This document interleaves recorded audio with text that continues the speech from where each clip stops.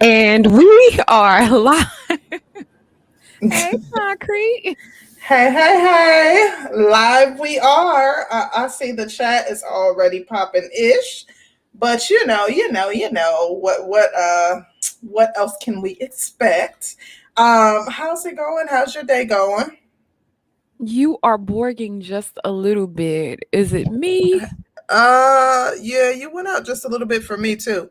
I'm sitting close to my mic. Can you hear me? Yeah, I can hear you fine. Yeah, It's just a little you're still. borgy. Yeah, you're borging for me too. I don't know what. Hmm. Let me see. Dagnammit. Yeah, it's working too. Is it working for you guys in the chat? Yay, nay? Yeah. They saying we aren't borging. They said we're not borging. Okay, yeah, you're Yeah. coming through borging a little bit to me too. I don't know. I could hear you fine. The last thing that you said. Can you hear me fine? I can hear you just fine, but it's just a little borg. Yeah, I'm experiencing the same thing. It may be StreamYards. Oh, Sean said a little bit. Yeah, I don't Hmm. know. Then Jay the Conqueror said no. Okay, let's chop it up a little bit and see if it rectifies itself. If not, I'll try dropping down and see if that helps, and then Well, come I'm gonna back. try dropping down because, honey, yeah, I'm gonna Yeah, try I don't dropping know. down and come right Okay, back, and let's see if that. sounds Oh, like a say plan. something. Now you're I not. can hear you. Now you're not borging. Yeah, you're not working either anymore. I don't know. I think it might have been StreamYards. Okay. Okay. So, But how's your day going? honey, it's been a day. It's been a day. All work, no play. Makes Mm. Danny a very, very terrible person. We don't need a safe word. Shout out to Omega Dreads. You are absolutely right. Give us a safe word, Concrete. I know you went to it. What's up? Wait, what we need a safe word for? Girl, for the domestic Oh, discipline. Girl, oh. you know Okay, what's up. Why so you I'm talking acting about brand it from new? multiple angles, but I don't know, pineapples. That's your safe Pineapples. word. Yeah, why not? Pineapples. I don't have a safe word, so I don't Oh, know you if like it's a your oh, you like your rep. listen. No, I'm saying I don't indulge in anything that would require a safe word. So yeah, I am like probably a safe word is supposed to be something that you wouldn't typically say in ordinary circumstances. So pineapples is random. So I don't know. Pineapples? Pineapples. Okay. You come up with Um, one. let's see. Let's do chocolate. Chocolate. Chocolate. Chocolate. I'm Chocolate. fine with it. You fine with it? Chocolate works. Okay, so chocolate is the safe word. Okay, Okay. everybody, Chocolate chocolate. is the safe word. But Yeah. okay, yeah, let's just go with chocolate. See, but as chocolate women, chocolate could be something that someone says during and it's not really a safe word. That's why I try to think of something that's out of left field. But for the purposes of this conversation, we're going to go with chocolate. Okay, chocolate is the safe word. Um, yeah, honey, I feel like we're gonna be yelling chocolate a lot, especially if we open up the damn panel, honey. You know how your children Oh, act, honey. You know your children. oh, But you're borging. chocolate and pineapple. Sean say we boring. Uh Sean, what should the safe word be? Sean, what you know about this? Wait. What you talking about? I mean, like, first of all, the safe word is supposed to be something random. It's not supposed to be something that pertains to the act. It's supposed to be something random. So I figure pineapples is apropos. But you got some of the people don't get it. So let's get the pleasantries out of the way, and we'll talk a little bit more about maybe why we are bringing up the topic of needing a safe word, because some people are a little bit lost in the chat. um yeah, my day has been kind of chill for the most part, which is rare.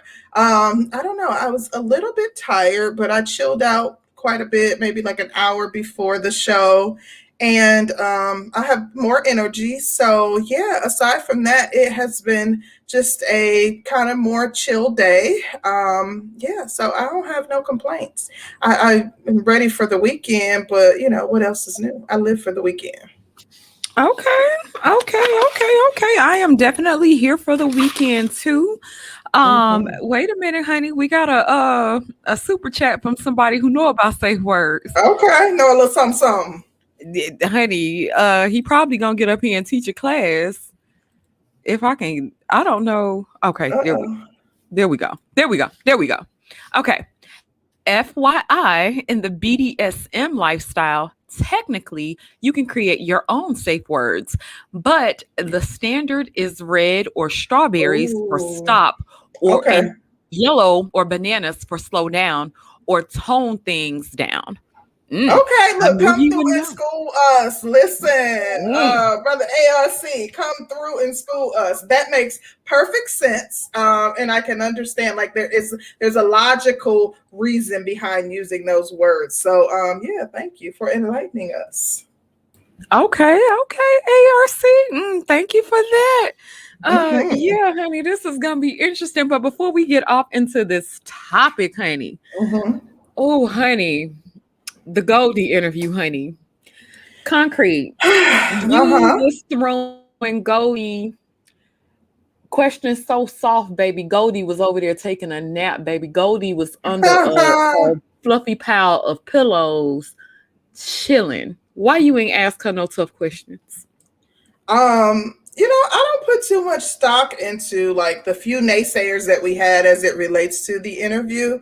I heard a few people say that, but we were doing an interview. With an interview, especially for those who do not just want to be relegated to the space, although we love the space. Um, you want to have a professional interview. You don't want to come off as attacking. You want the person to be able to appropriately respond to your questions without making it hostile. As interviewers, it is important to ensure that the interviewee is comfortable with the questions and that the interview does not become overly emotional or hostile, because that will derail the entire interview, and it doesn't make for a good experience for the guests. It also can impact those who may listen to the interview in in an in a way in which to gauge whether or not they would accept an offer for an interview from our show. So trying to be somewhat impartial, but still asking those questions and those burning questions, and pushing a little bit by asking follow-up questions to some of the questions that may seem a little some of the responses that may seem a little wayward, is the appropriate professional way to conduct an interview. And I think we killed it. So, we'll always have those who go pop-ish. That's to be expected. But I think we did dope. And like, I'm not impacted by the few negative comments that we received. Outstanding. We definitely asked follow-up questions, Kid Clouds. You may need to go back and listen, because I think if anybody was listening to that interview and they are impartial, like they're not aware of the manosphere space, or they don't consider themselves to be manosphere, or they're new to the space and they're just impartial, they're listening to the interview, it would be easy for them to ascertain that, hey, these interviewers probably have a different mindset or a different take on the questions that they're asking, because when they ask certain questions and a response is given, they ask a follow-up question, or they display some emotion to indicate that maybe they don't feel the same way as the interviewee. For example, if we ask, do you think that Cynthia G's rhetoric is just as detrimental as the rhetoric of Kevin Samuels, based on your opinion? And someone says, no, I don't think Cynthia G's rhetoric is damaging. I listen to her all the time. I listen to people in the divestment community, and we say, oh my gosh, really? You do? Oh, wow. And then she answers a question, and we follow up with 2 or 3 additional questions to drive home our point, relating to their rhetoric having the same impact on the community. I would assume that they must not agree with the ideologies that she subscribes to because of the professional way in which they rephrase the question, ask follow-up questions, ask for clarity. And so that's my take on it. I think we did dope. With all things being considered, I think we did a good job. People were saying that we didn't ask a lot of follow-up questions. To me, if a person doesn't answer my question, I feel like they have a good understanding of what it is that I'm asking, and they choose not to answer my question. To me, no answer is an answer. I am not here to beat up on anybody.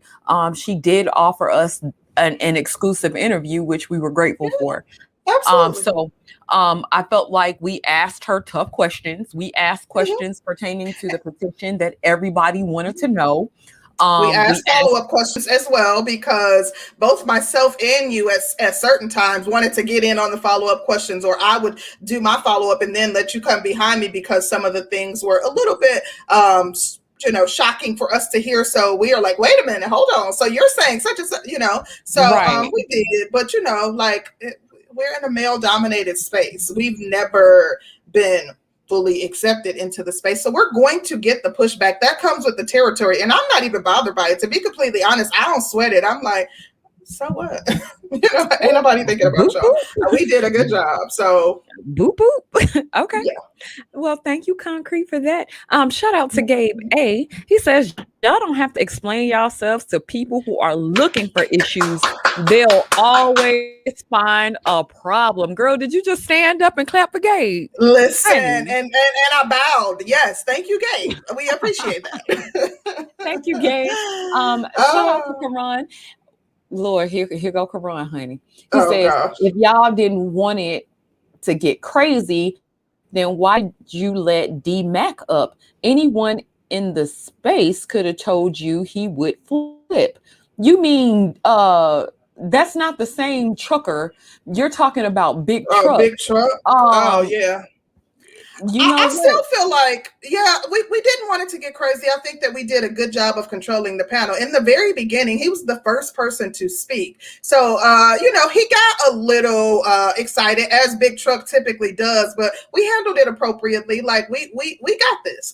We know how to conduct our show. We know how to control the panel. It's to be expected that some people will feel some type of way about the dissenting opinions of people that we have on our show, and they're going to get pushback, and it might get a little heated as a result of that. But we are really good at ensuring that we nip that in the bud and keep the conversation going in the appropriate direction. So I think we handled it perfectly.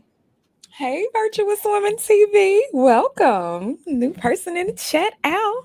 What was your biggest takeaway from the interview?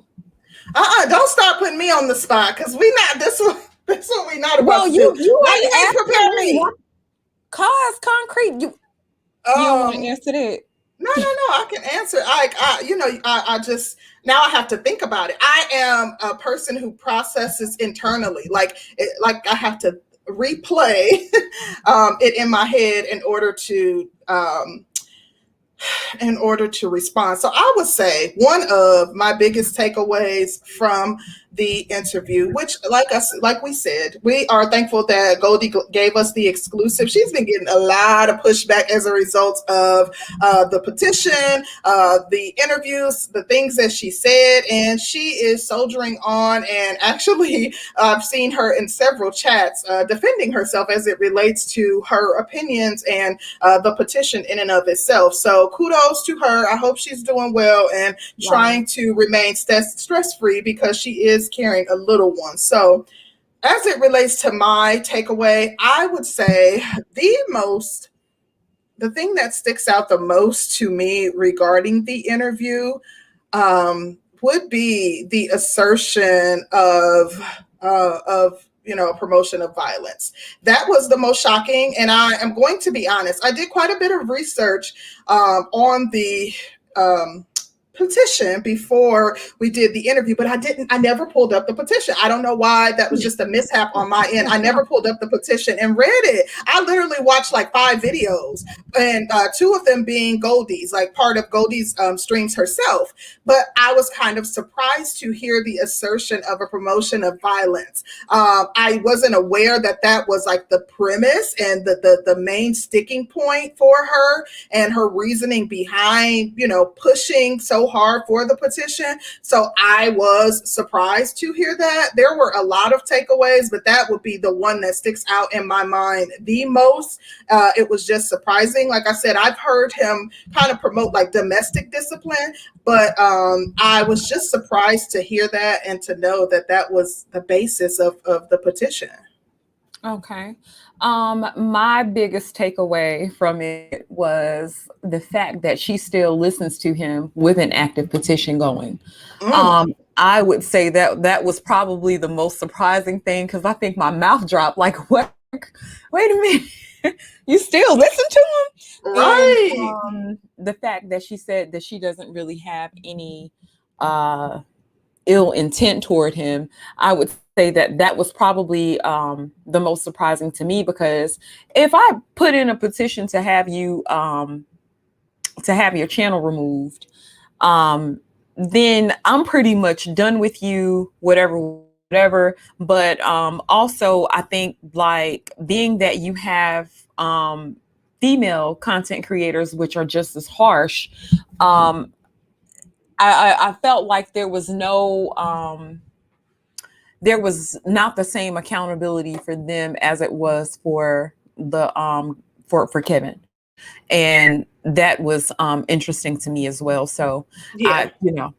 I was like, okay, and Yeah. I had the same thing that you said about the violence and the death and everything. Mm-hmm. So those 3 things were probably like my biggest takeaways from it. Like, yeah, I had a lot, and we considered doing a show on our like takeaways and decided against it. But there were lots of takeaways, and I do want to say that we did not state our opinions on the petition, on the top or on her responses. We didn't give an overall review of anything that she said. We tried to remain impartial because we wanted to conduct just a professional interview and keep it from being too emotional or getting anyone from being frustrated or just getting like too heated. So we did not really state our opinions on the matter. I mean, it doesn't take a rocket scientist that they listen to the questions that we ask and the follow-up questions, as well as like my closing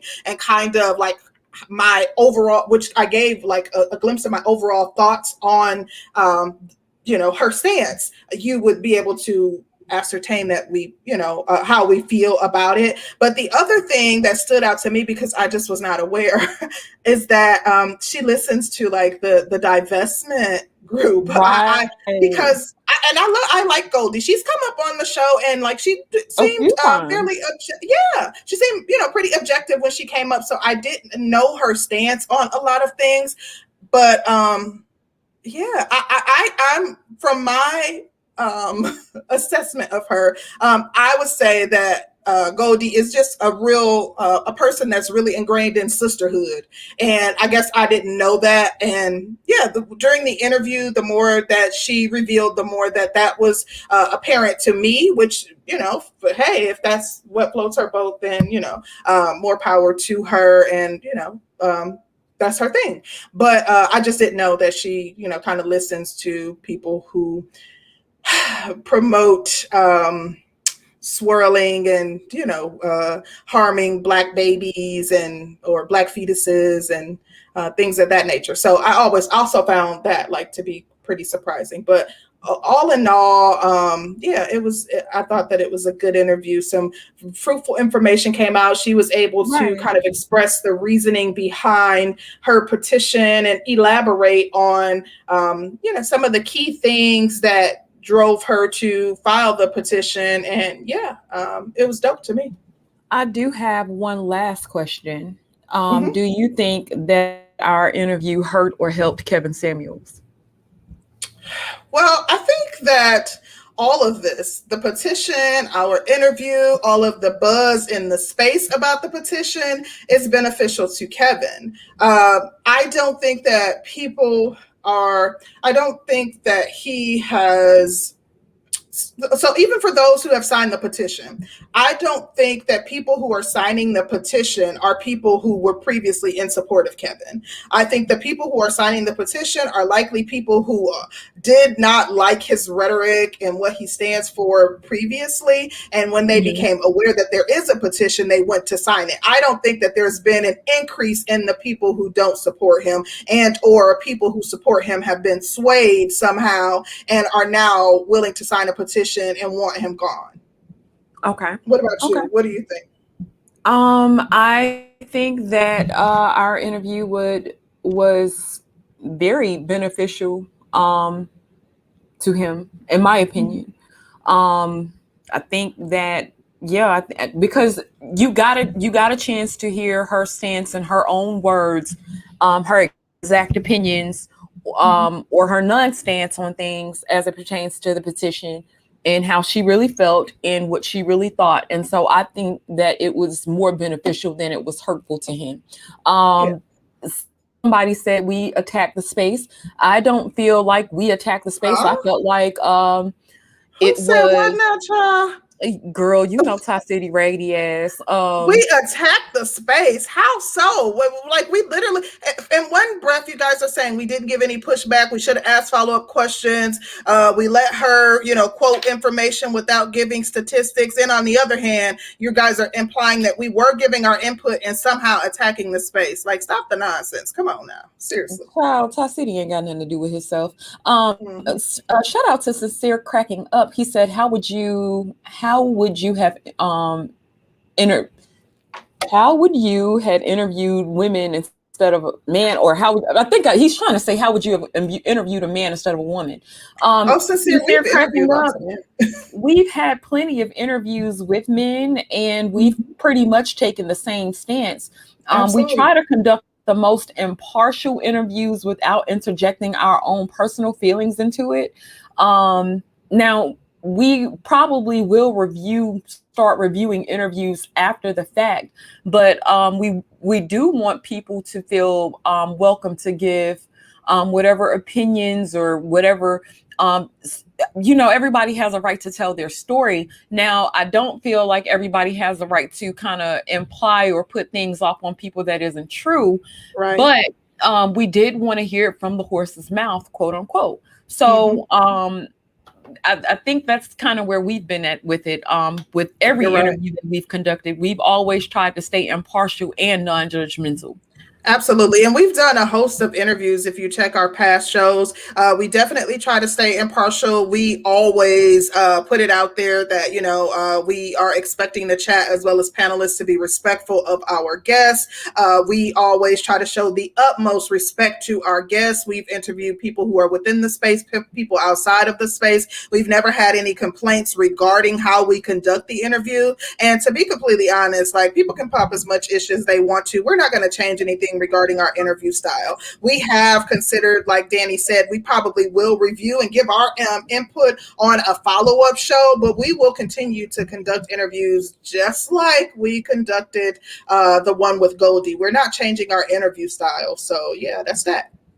Shout out to Karan Williams. He says, being confrontational isn't interviewing. Y'all good. Thank you so much for that. Shout out to BMT. He said the moment that pregnancy came up, she had y'all. I'm gonna be honest with you. But that was like, we had already been over halfway through the interview by the time she told us she was pregnant, and we didn't change the way we were interviewing her. No, we didn't.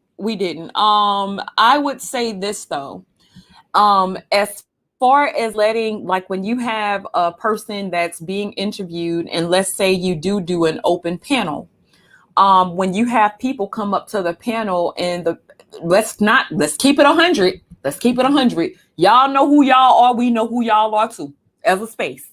So when you get somebody who does not agree with manosphere rhetoric, or it's outside of the lines of what manosphere talking points, rhetoric, any of that stuff, you know how hostile you guys can be, especially when you're able to get a person one-on-one.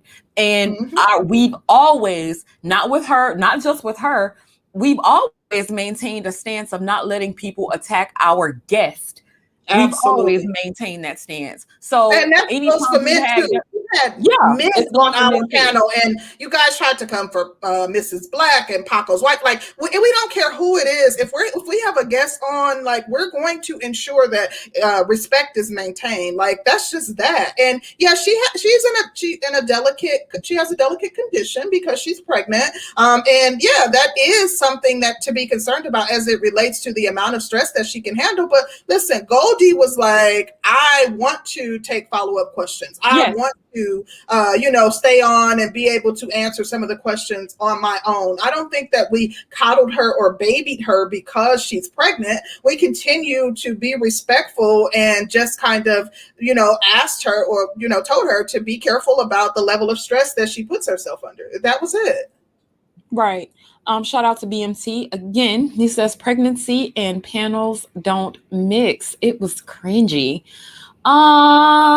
Hey, I mean, I think that's up for the woman to decide what she can take. I think when she had enough and things started to get a little heated for her, she said, "Okay, I'm done answering questions," and she did the right thing.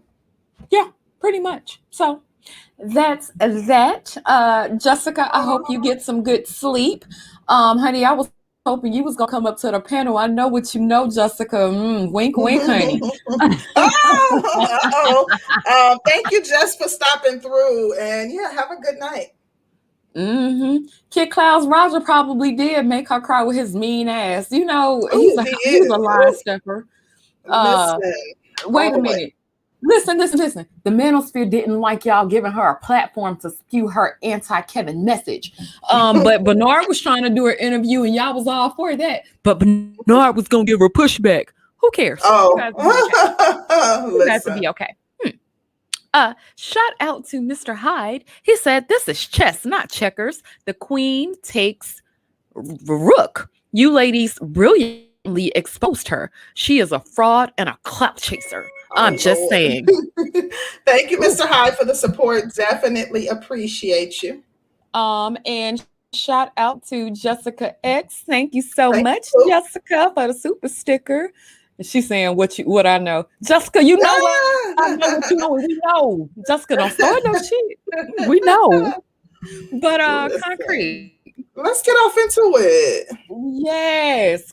Look at Aries, child. Aries don't do nothing but keep up shit. This ain't no baby. I can't deal with I am Aries queen. She always got something slick to say, baby. That mouth there. Baby, I'm not gonna do don't do it. Listen, we are talking about domestic discipline versus domestic violence. As you guys probably saw on the thumbnail and the title to the show. So we're going to get off into both of them and talk about the difference. Danny, you want to kick it off? Well, honey, I didn't get any definitions for domestic violence or domestic discipline, even though I've been reading about the stuff all day. But I'll Google for the sake of Googling. It's no thing but a chicken wang, baby. You got it. I got it up if you don't. Yeah, girl. Colonel be trying to, honey, he don't do nothing but mess with me while I'm on the show. And I can't do two things at one time. So you want to share your screen, honey? Oh, I don't have it on my screen. I have it on my phone. Okay, well, girl, tell the interview. Shout out to Gaston's World. He says Jessica X in the building. She endorses y'all, so I'm in. Hey, Well, welcome, welcome, Gaston's Thank World. you. Thank you, Jess, for endorsing us. If you are still listening or when you hear the playback, definitely appreciate the support, Gaston's World.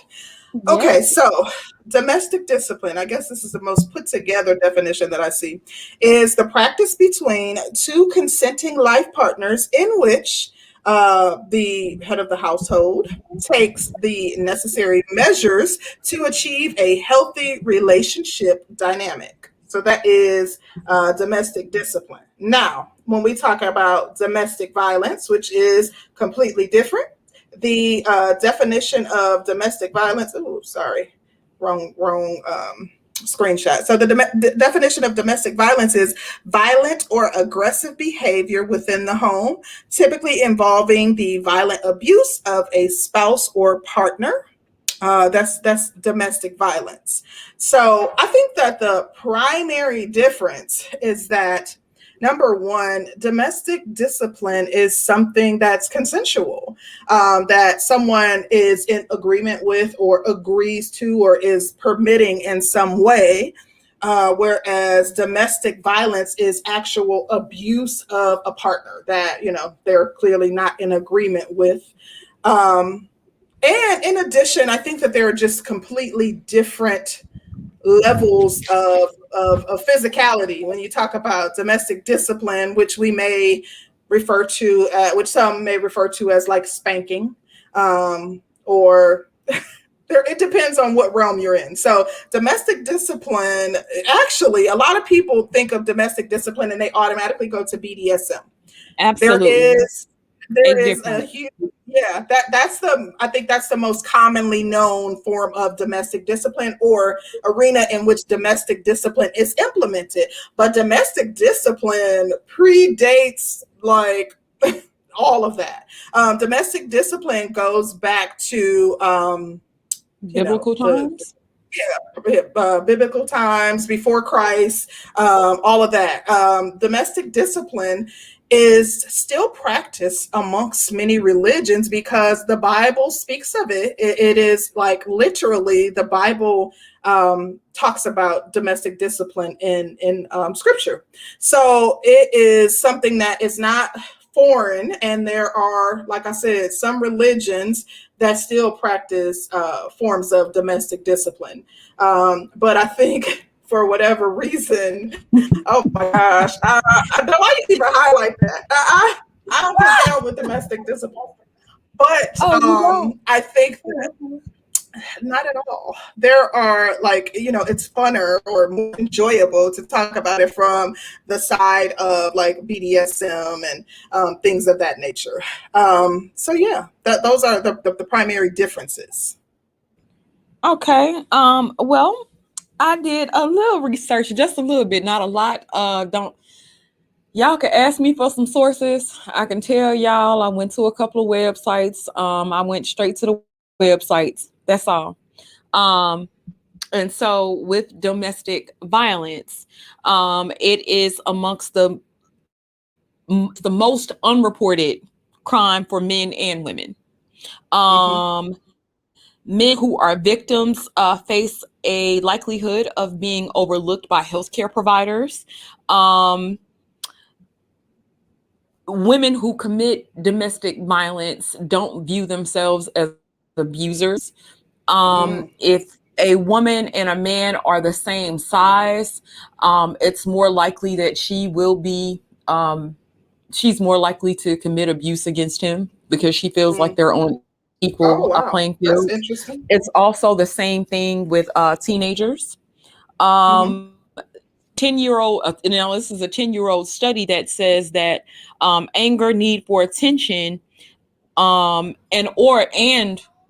a response to their husband's abuse has generally been the reason for women beating up on men, which I found interesting.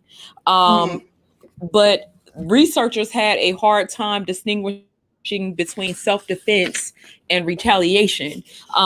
But what was concluded was that most intimate partner violence perpetuated by women is not motivated by self-defense, meaning that women are the perpetrators of they start it off, they kick it off. So I thought Mm-hmm. that was really, really interesting. It also That said is that men are most likely to beat up, choke, strangle their partners, while women are more likely to throw objects, slap, kick, bite, punch, or hit with an object. mm-hmm. Yeah, honey, it got real interesting. It Well, said that one more thing, because I got a few. One more thing. It said that 70% of female victims are most likely to be frightened after the fact, and it said 85% of male victims aren't generally scared of the woman after she fights them. So I thought that was very interesting. very interesting information indeed, because when we talk about domestic violence, we always typically talk about it from the angle of the males being the abuser. And I also pulled up lots of stats from the National Alliance for domestic for DV. So we can read the super chats, and then I wanted to point out some things that I found to be very interesting within the stats on the website as well. Okay. Shout out to my husband. He says, from what I've read, it's like an agreed upon way to handle an out of line partner, which can even be playful versus trying to take somebody's head off. Don't get any damn ideas, Curlin. Well, Shout out to E. Capone. He says, what's up, Concrete and Sister George? What's Hey, E. up? Capone, what's up? I think when we talk about it being playful, like that's more on like the BDSM side. Like the people who practice, and we're talking about now, I guess it's important to differentiate. We're talking about domestic discipline. The people who practice domestic discipline, like within the confines of a religion, it's not a playful thing. However, it also is not something that can be doled out willy-nilly. Like it's something that is employed when like the family is put at risk, or there is a threat to the family, and like beating your partner or engaging in domestic violence that's not under the guise of domestic discipline is not tolerated within those religions. So there are some distinctions to be made. It doesn't mean that you can beat someone, and there are certain circumstances that, or there are certain parameters that have to be in place for you to employ domestic discipline within the confines of religion on your partner. And then from what I've read about domestic discipline, it's not that the partner would even want to spank his spouse or wife or whatever partner. That's like a last resort type of thing from what I've read from with domestic discipline versus BDSM. Shout out to ARC. He said the biggest difference between domestic discipline and BDSM is that the latter places way more emphasis on certain sexual related kinks and fetishes. Domestic discipline doesn't necessarily include sexuality at all. That's the perfect way to put it. Yeah. I agree. And even within BDSM, for people who engage in like domestic discipline, a lot of times you have to sign a contract because of things like Me Too and all of the, laws and regulations as it relates to DV laws on in different states. And because it's such a fine line that you're towing, you do in most instances in those types of relationships, if you're involved in kink, typically you sign a contract. And I only know this because I have a friend who is in the lifestyle, and she is also like, she teaches people about it. So you have to sign a contract, and even though you sign a contract, in certain instances, that contract may not mean anything if you go too far and someone is hurt. But I think just for at least, I guess, like maybe civilly, if you have someone sign a contract and they're agreeing to the things that you two are engaging in, there may be some protections that contract will provide for you, but not necessarily criminally. So I found that interesting when she was kind of divulging information about that. Maybe at some point in time we'll have her on to explain a little bit more. But now, go ahead, Danny. What I did want to highlight was Sean's comment. Shout out to Sean. He said there are at least 250 domestic violence shelters in the country for women and only 2 for men. Shaking my head. Wow. Sean, I don't know how accurate that is, because I was actually able to get into contact with one today that's specifically for men here in Atlanta. I did ask a few questions to the person that I got into contact with. A lot of shelters don't accept men, though. A lot don't accept men, Yeah, but that's true. the very few that do accept men actually perform the same acts for men that they would for women. Being they'll do counseling, they'll help obtain legal like legal Housing and all of representation, that. housing, benefits, everything that they would do for a woman would do for a man. I asked the woman, do men come in for the same reasoning as women? She said, if you closed your eyes and just listened, she said you would basically hear the same story on the men's side, just like you would hear from the women. Like men are, you have some that are scared, frightened, don't feel like they can go back. And I found that was interesting. I asked her, did men come into the shelter at the same rate that women came into the shelter?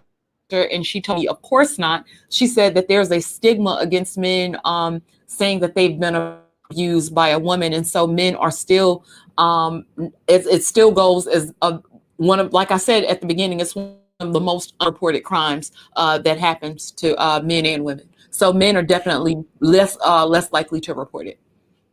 And I think I just want to highlight too, Karan says, C Rose always got a friend involved in an alternative lifestyle. I see you, wink, wink. I actually do. And I'm sure she'll come on at some point. So you guys know that I'm not just making this up. But I think a couple things that I just want to say before we move on. Number one, this topic spawned from our interview with Goldie. So there, we talked about, DV, we talked about domestic discipline and how Kevin is promoting them. And we want to make the distinction. Now, of course, we are not alleging, and there has not been any confirmation that he is promoting DV. However, we want to make the distinction and highlight how men and women, highlight some of the similarities as well as differences as it relates to DV. In addition, so even though we are providing stats for men, I have to say this because our words often get twisted and our message often gets, I think, intentionally misconstrued. We are not advocating for domestic violence, nor are we advocating for domestic discipline. If that is your forte, great, enjoy it. Who are we to judge? But I just want to put that out there because inevitably someone always tries to twist our words. So I just wanted to also say, I found it interesting that on the National Coalition Against DV, that it stated that there are 1 in 3 men and 1 in 4 women who experience some sort of abuse from an intimate partner. Now, it does not highlight the sex of the persons who have made the reports, but I found that to be very interesting. It also said that, and these are not broken down by race, that nearly 20 people per minute are physically abused by an intimate partner in the US. And the thing that I found really interesting is that DV, as well as all crimes, are down drastically. Like if we go back to, I think, the 60s to current day, the incidents or the reports, the reported crimes relating to DV or that will fall into that category are down like drastically low. I think they've seen like drastic decrease, and that happens to be for both men and women. So, I just wanted to put that out there.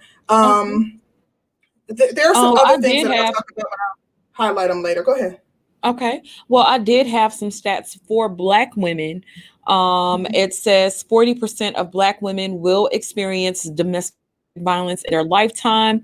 It said 53% psychological abuse and 41% would be physical abuse. They said Black women are twice and a half would More like or more likely to be murdered by their partner than white women. They said 92% of women knew their perpetrator, and they said 56% of these homicides were committed by a current or a former lover, and they said that 92% of the women who had domestic violence committed against them, those, if they were Black, then those men were Black as well. And that came from that study was done February 2020 by the blackburncenter.com, and they also got some stats from National Center for Victims of Crimes. So I thought that was interesting. Let me read these super chat. Shout out to Gabe A. He says, yeah, I wouldn't want a domestic discipline in my marriage. I'm too strong to be hitting on my wife, even with consent. Very, very good. I guess. Because if you into it, right. Shout out to beautiful Danica Marie. Shout out to you, hey lady. She says, just stopping in to show love. Peace, y'all. Peace, Danica. Thank you so much for that super chat. I wanted to talk about just two more things that I wanted to highlight. What I found to be very interesting was that women within the ages of 18 to 24 are far more likely to be abused, to be battered, to be in a relationship where they're abused. And also, I've also found it interesting to know that boys who are abused, like boys who suffer abuse in the home, are 3 to 4 times more likely to perpetrate an intimate partner. So if a young boy is suffering abuse at the hands of his parents or, someone else, he's more likely to abuse his partner. And I just found that to be very, very interesting and something to be mindful of. So yeah, those are the stats that I have on the topic. I know we have a few more super chats, and then I wanted to add something about domestic discipline. Okay. Shout out to Leo Anthony. He says, do you think a lot of Black women being murdered by Black men are the ones that mess with dudes heavy in the streets? I think women don't factor that in. Leo, I would say that I think the biggest misconception is with men, and especially with men. Everybody seems to think that the monster identifies themselves as the monster. Right. There are guys, and I've seen some situations before where you would be like, he did that? Him? Right. And they look straight faced, and yeah. Right. And I think men sometimes put things past other men until you guys get to know them, like on an interpersonal level. But I think that it doesn't really have a face. You never know who's who. It's just like that sometimes. Shout out to Michael Mitroke for the super sticker. Thank you so much for that. Absolutely. I agree with you as it relates to the question from Leo Anthony. I don't think that, I think that sometimes it could be someone that's unassuming, or it could be someone that doesn't fit the mold. I don't think that it's just Pookie and Ray Ray that beat on their partners. I think that there is, there may be a percentage of the people the abusers who are fit into that mold. They're Pookie and Ray Ray, but I don't think that that they are that every person that or most, even I don't think we could make a assumption that most men who abuse their partners, most Black men who abuse their partners, look like Pookie and Ray Ray. I think that they can look straight laced as well. So even with if you're talking about the women being killed, then you got to think about it from this standpoint. If a woman is killed, let's say she married to a man and the man finds out she's cheated on him. And let's say he's doing everything for her in his household and he's been taking care of his household, and he finds out he's been cheating on her. Those emotions run through the street guy same way that it runs through the straight-laced guy. But sometimes a straight-laced guy or a guy who does not have a lot of access to women will be more likely to snap than a guy from the streets who can get women. You know, a guy who is not used to getting women may be more apt to, you know, harm someone before letting them go because, you know, this is one of his only experiences with a female partner. Exactly. Shout out to Michael Mitro. He said the likes are free. Yes, please hit the like button because y'all be killing me. Hit the like button. Mm-hmm. We come on every Sunday and Wednesday. We've been consistent over the last month. Her. Go look at Mama. Okay, Mama, be nice. Listen though. I said I wasn't gonna fuss at him today, child. You know, I'm trying to get back in good graces, honey. Okay. Listen. But I want to know, okay, going back to domestic discipline. So we talked a bit about DV, and that can be a challenge, something challenging to talk about because it's a touchy topic. And when before we even move on. Okay, so when we talk about DV, I understand that the stats are what they are and they can only report on what's reported. But I do have to say that I have quite a few people in my close circle who work in law enforcement that have seen false reports be filed.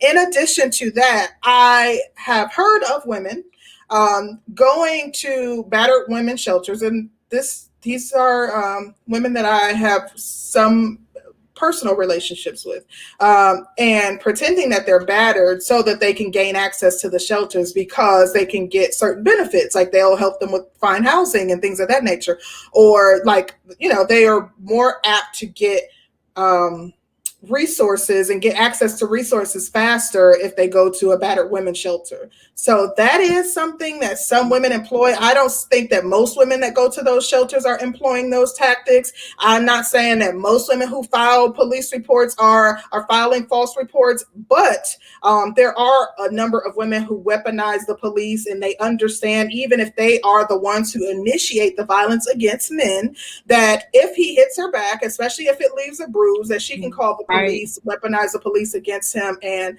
you know, he'll be thrown in jail. So I do want to at least highlight that. Like I said, I'm not saying that it's a majority. I'm not saying that it's a minority, but I am saying that it does happen.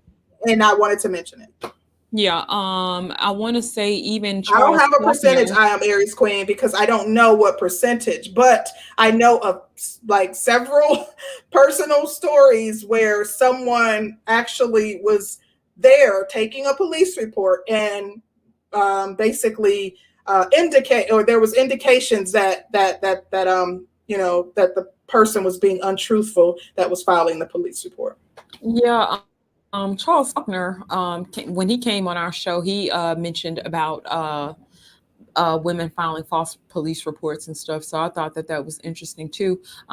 Shout out to Rock O's Killer. He said you should never say what a person won't do. That part. So what else did you have, Concrete? Let's go ahead and open it up. I wanted to know, though, when we talk about like domestic discipline. So I understand that domestic discipline can like run the gamut. It can, you know, involve someone spanking someone. It can be like something that is like considered like fun and flirty, that the woman consents to. She enters into this Bdsm or kink relationship with someone, and when she, you know, I know of a woman who is involved in that life, and she would say, like, I'll act up because I know, you know, I'm going to get a spanking. And, you know, some people enjoy like the pain of a paddle or whatever they're being, whatever kind of props that are being used to spank them. So they actually enjoy that. But in the confines of a relationship, I think that the women are maybe in agreement, like they're consenting. There's like implied consent because you enter into this religion and you know that this religion practices domestic discipline. You are essentially consenting to it, and not every woman consents. Like even though you may be entering into the relationship, that may be something that's entering into the religion, that may be something that's off limits to you, but it's not necessarily something that is going to be enjoyable or that the person looks forward to, or, you know, that they're maybe talking slick in order to get him to, spank her. It's something that is like, it's a punishment. It's a form of a punishment in that case, which I guess in BDSM is still a form of a punishment, but in many cases, it's an enjoyable punishment.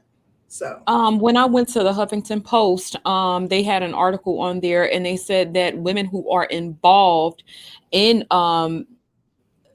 domestic discipline cite most of their experiences as positive. They said that after it happens, they're extremely calm, they're relaxed. They also believe it's an expression of their husband caring about them. They said that it adds to like a clean slate after it's like, let's say the woman does something that's what I said, girl. They said after the woman does something to get in trouble, her husband spanks her or whatever, you're not carrying around the back and forth.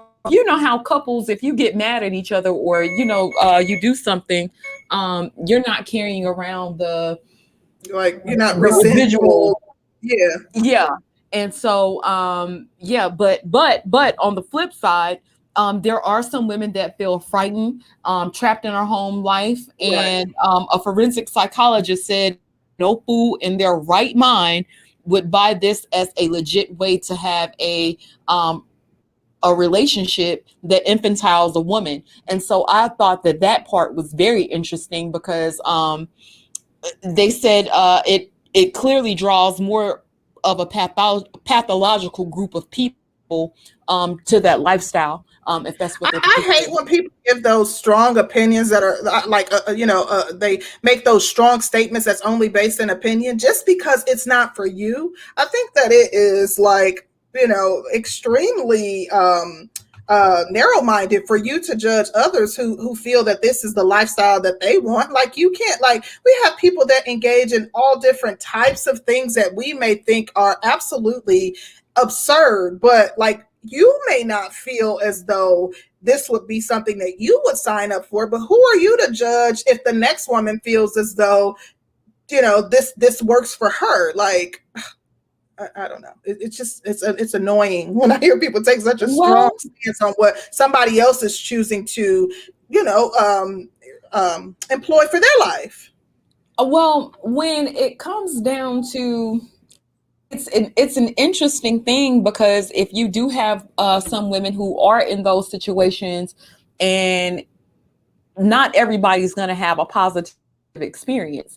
And so when you do have negative experiences within those situations and you report those situations, you could, I look for men to run to those situations to be the rescuers, quote unquote.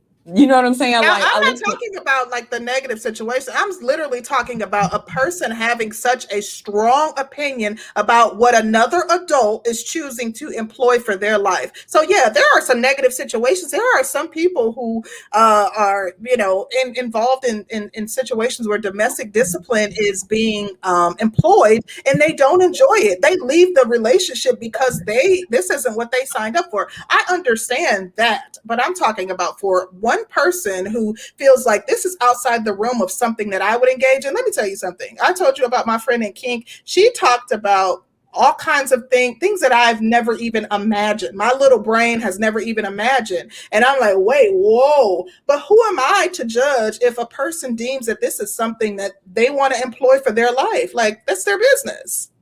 Okay. Let me read these super chats and then we're going to get our panel guest started, honey. Shout out to Jack Spade. He says, y'all two need to work hard for these likes. I don't need to do them. No. But y'all can't stand. Both of you two got hitched and now y'all just phoning it in. I haven't got hitched yet.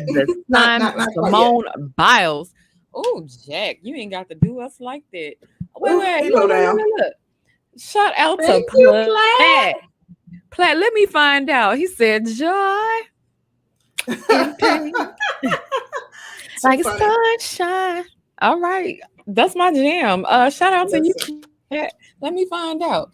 And we got another one. There we go. Shout out to Andrew Wilkins. Oh, Lord. What's been going on in the hood, Andrew. He Listen. says domestic discipline is needed at times.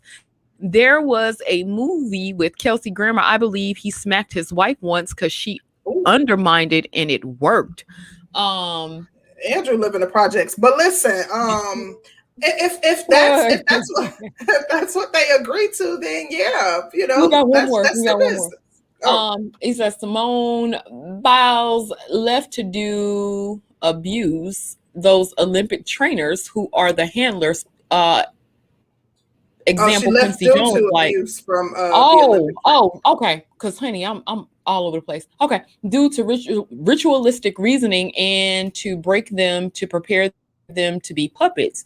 Ray Leonard went through it too. Very, very interesting.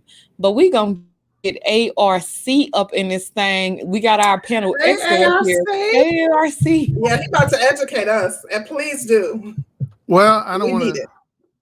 dominate the mic, but number one, good evening, ladies. And well, if you don't mind, I want to start off giving some brief comments about what you started today's stream talking about, which of course was your interview with Goldie. Sure thing. On the positive end, I did think you all asked very good questions. So for people saying that you guys, you know, interviewing skills or your questions lacked, I would disagree with that. I thought you guys asked some very good questions.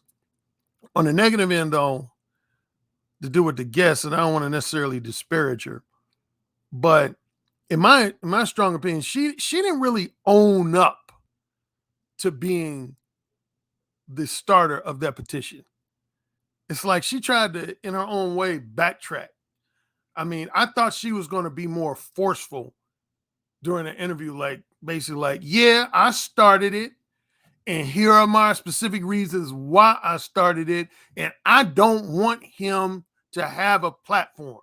But hers was more like, well, I started it and then I forgot about it. And then some other people picked it up.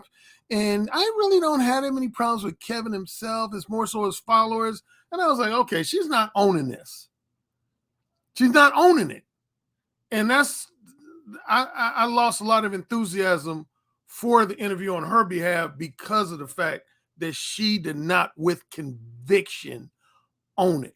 But I think this discussion you're having tonight is a good follow-up to that interview, because the $1 million question on the table was Kevin Samuels guilty of actually promoting domestic violence, or was he simply recommending some form of domestic discipline? And those are apples and oranges, because here's the reality. And you all, everybody who's on the stream right now in the chat room, particularly those who are content creators, know if Kevin Samuels had in any way, shape, or form blatantly encouraged any form of domestic violence, his channel would be snatched in a microsecond. Google/YouTube don't play that. That's considered hate speech.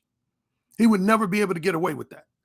So that right there, I didn't hear the show where he allegedly made these comments that she had an adverse reaction to, but I know from my rational sense of knowing how Google runs YouTube, no content creator would be able to get away with that without, especially of his popularity and magnitude and notoriety.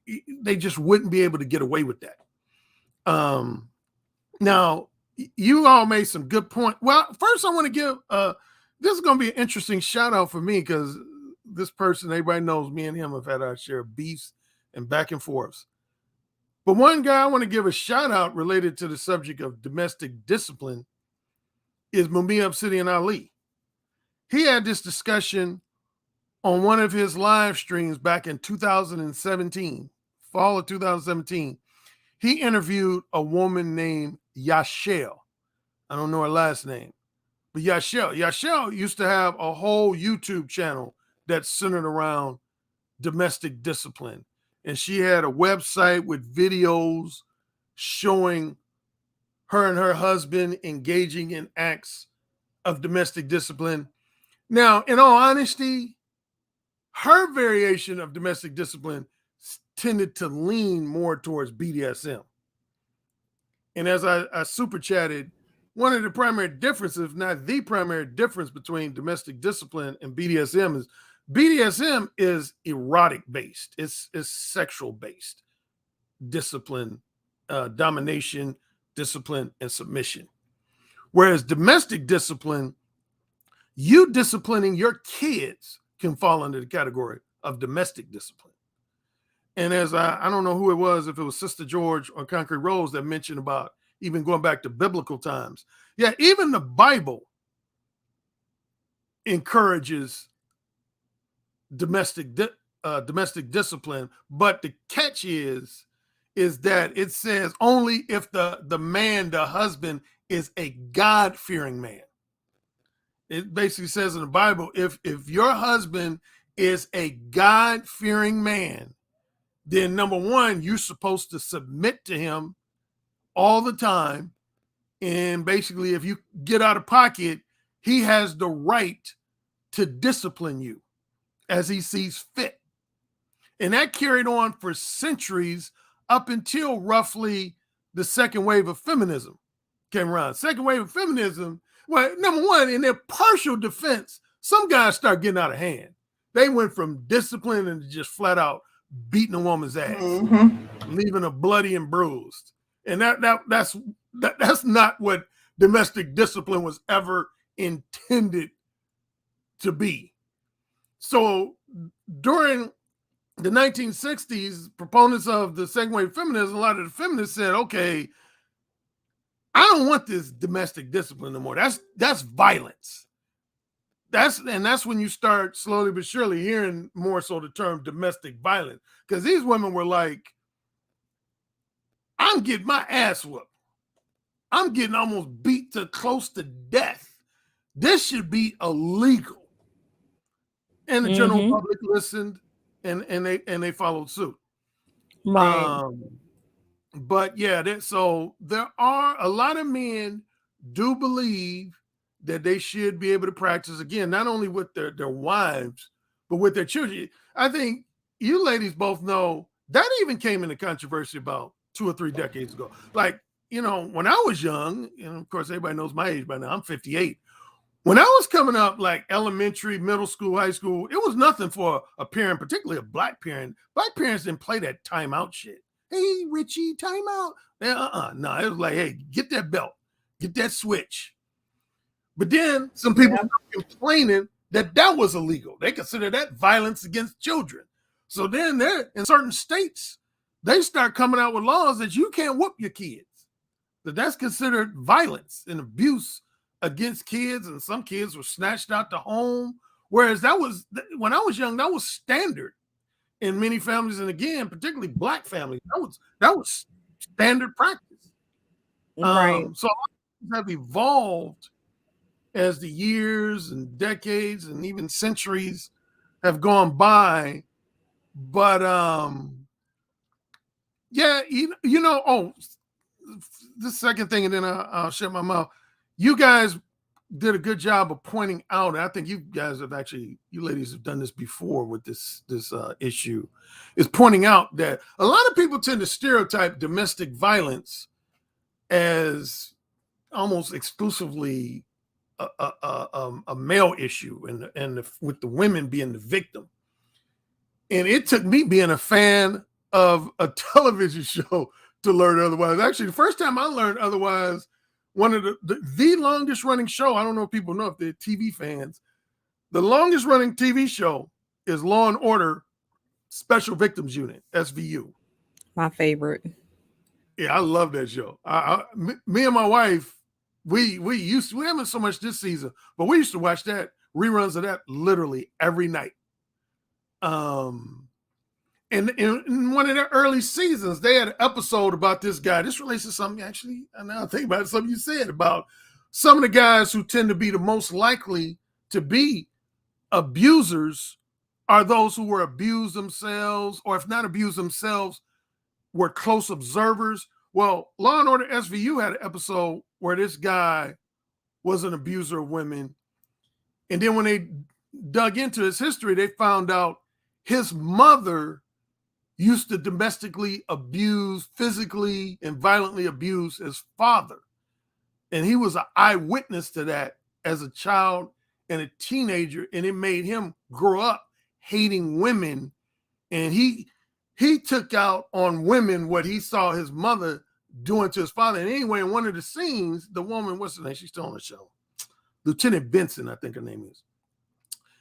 She quotes a statistic that at the time was actually a real statistic. She said, well, most people, she was telling her partner, she said, most people don't know, I can't remember the exact percentage, so don't quote me on this. I don't want to mess it up. But I want to say it was roughly in the area of like 1/3. She said something like 36.3% of victims of domestic violence are actually men. And the partner was like, really? I never knew that. She was like, yeah. People think women are always the victims, but a lot of women assault. Like I have a close female friend we talked about 5 years ago. And I remember her parents were close friends with my parents. And I remember when her parents split up, me and my brother and my mother and father were very disappointed that they got divorced. And I had heard hints that he had put hands on her. Anyway, just as recently as 5 years ago, I was talking to her and somehow we got on that subject. And she said, Alan, I'm going to be honest with you. I didn't like seeing my father put hands on my mother, but no less than 3/4 of the time, she deserved it. And I said, wow, that's a strong statement. She said, yeah. Wow. She said, my mother used to provoke him. She used to say, oh, you a punk. You a punk. You ain't no man. You ain't no man. And blah, blah, blah. And she would say these insulting things to him, basically to provoke him. I heard Nicole used to do that with OJ, not defending OJ. But as Chris Rock said, I understand. But yeah, I've heard some horrible stories about OJ and what OJ did to Nicole. OJ was outside of, that other stuff, but he used to whoop OJ was they say OJ was a beast, like a beast. He used like to whoop horrible. ass, but yeah. But as somebody just said, I happened to glance in the chat room. That's true. There's an old adage when I was a schoolboy that they used to say, sticks and stones can hurt my bones, but words will never hurt me. So Ashante Edwards, you're right in saying that no man should necessarily resort to violence just because his wife, fiance, or girlfriend is hurling insults his way.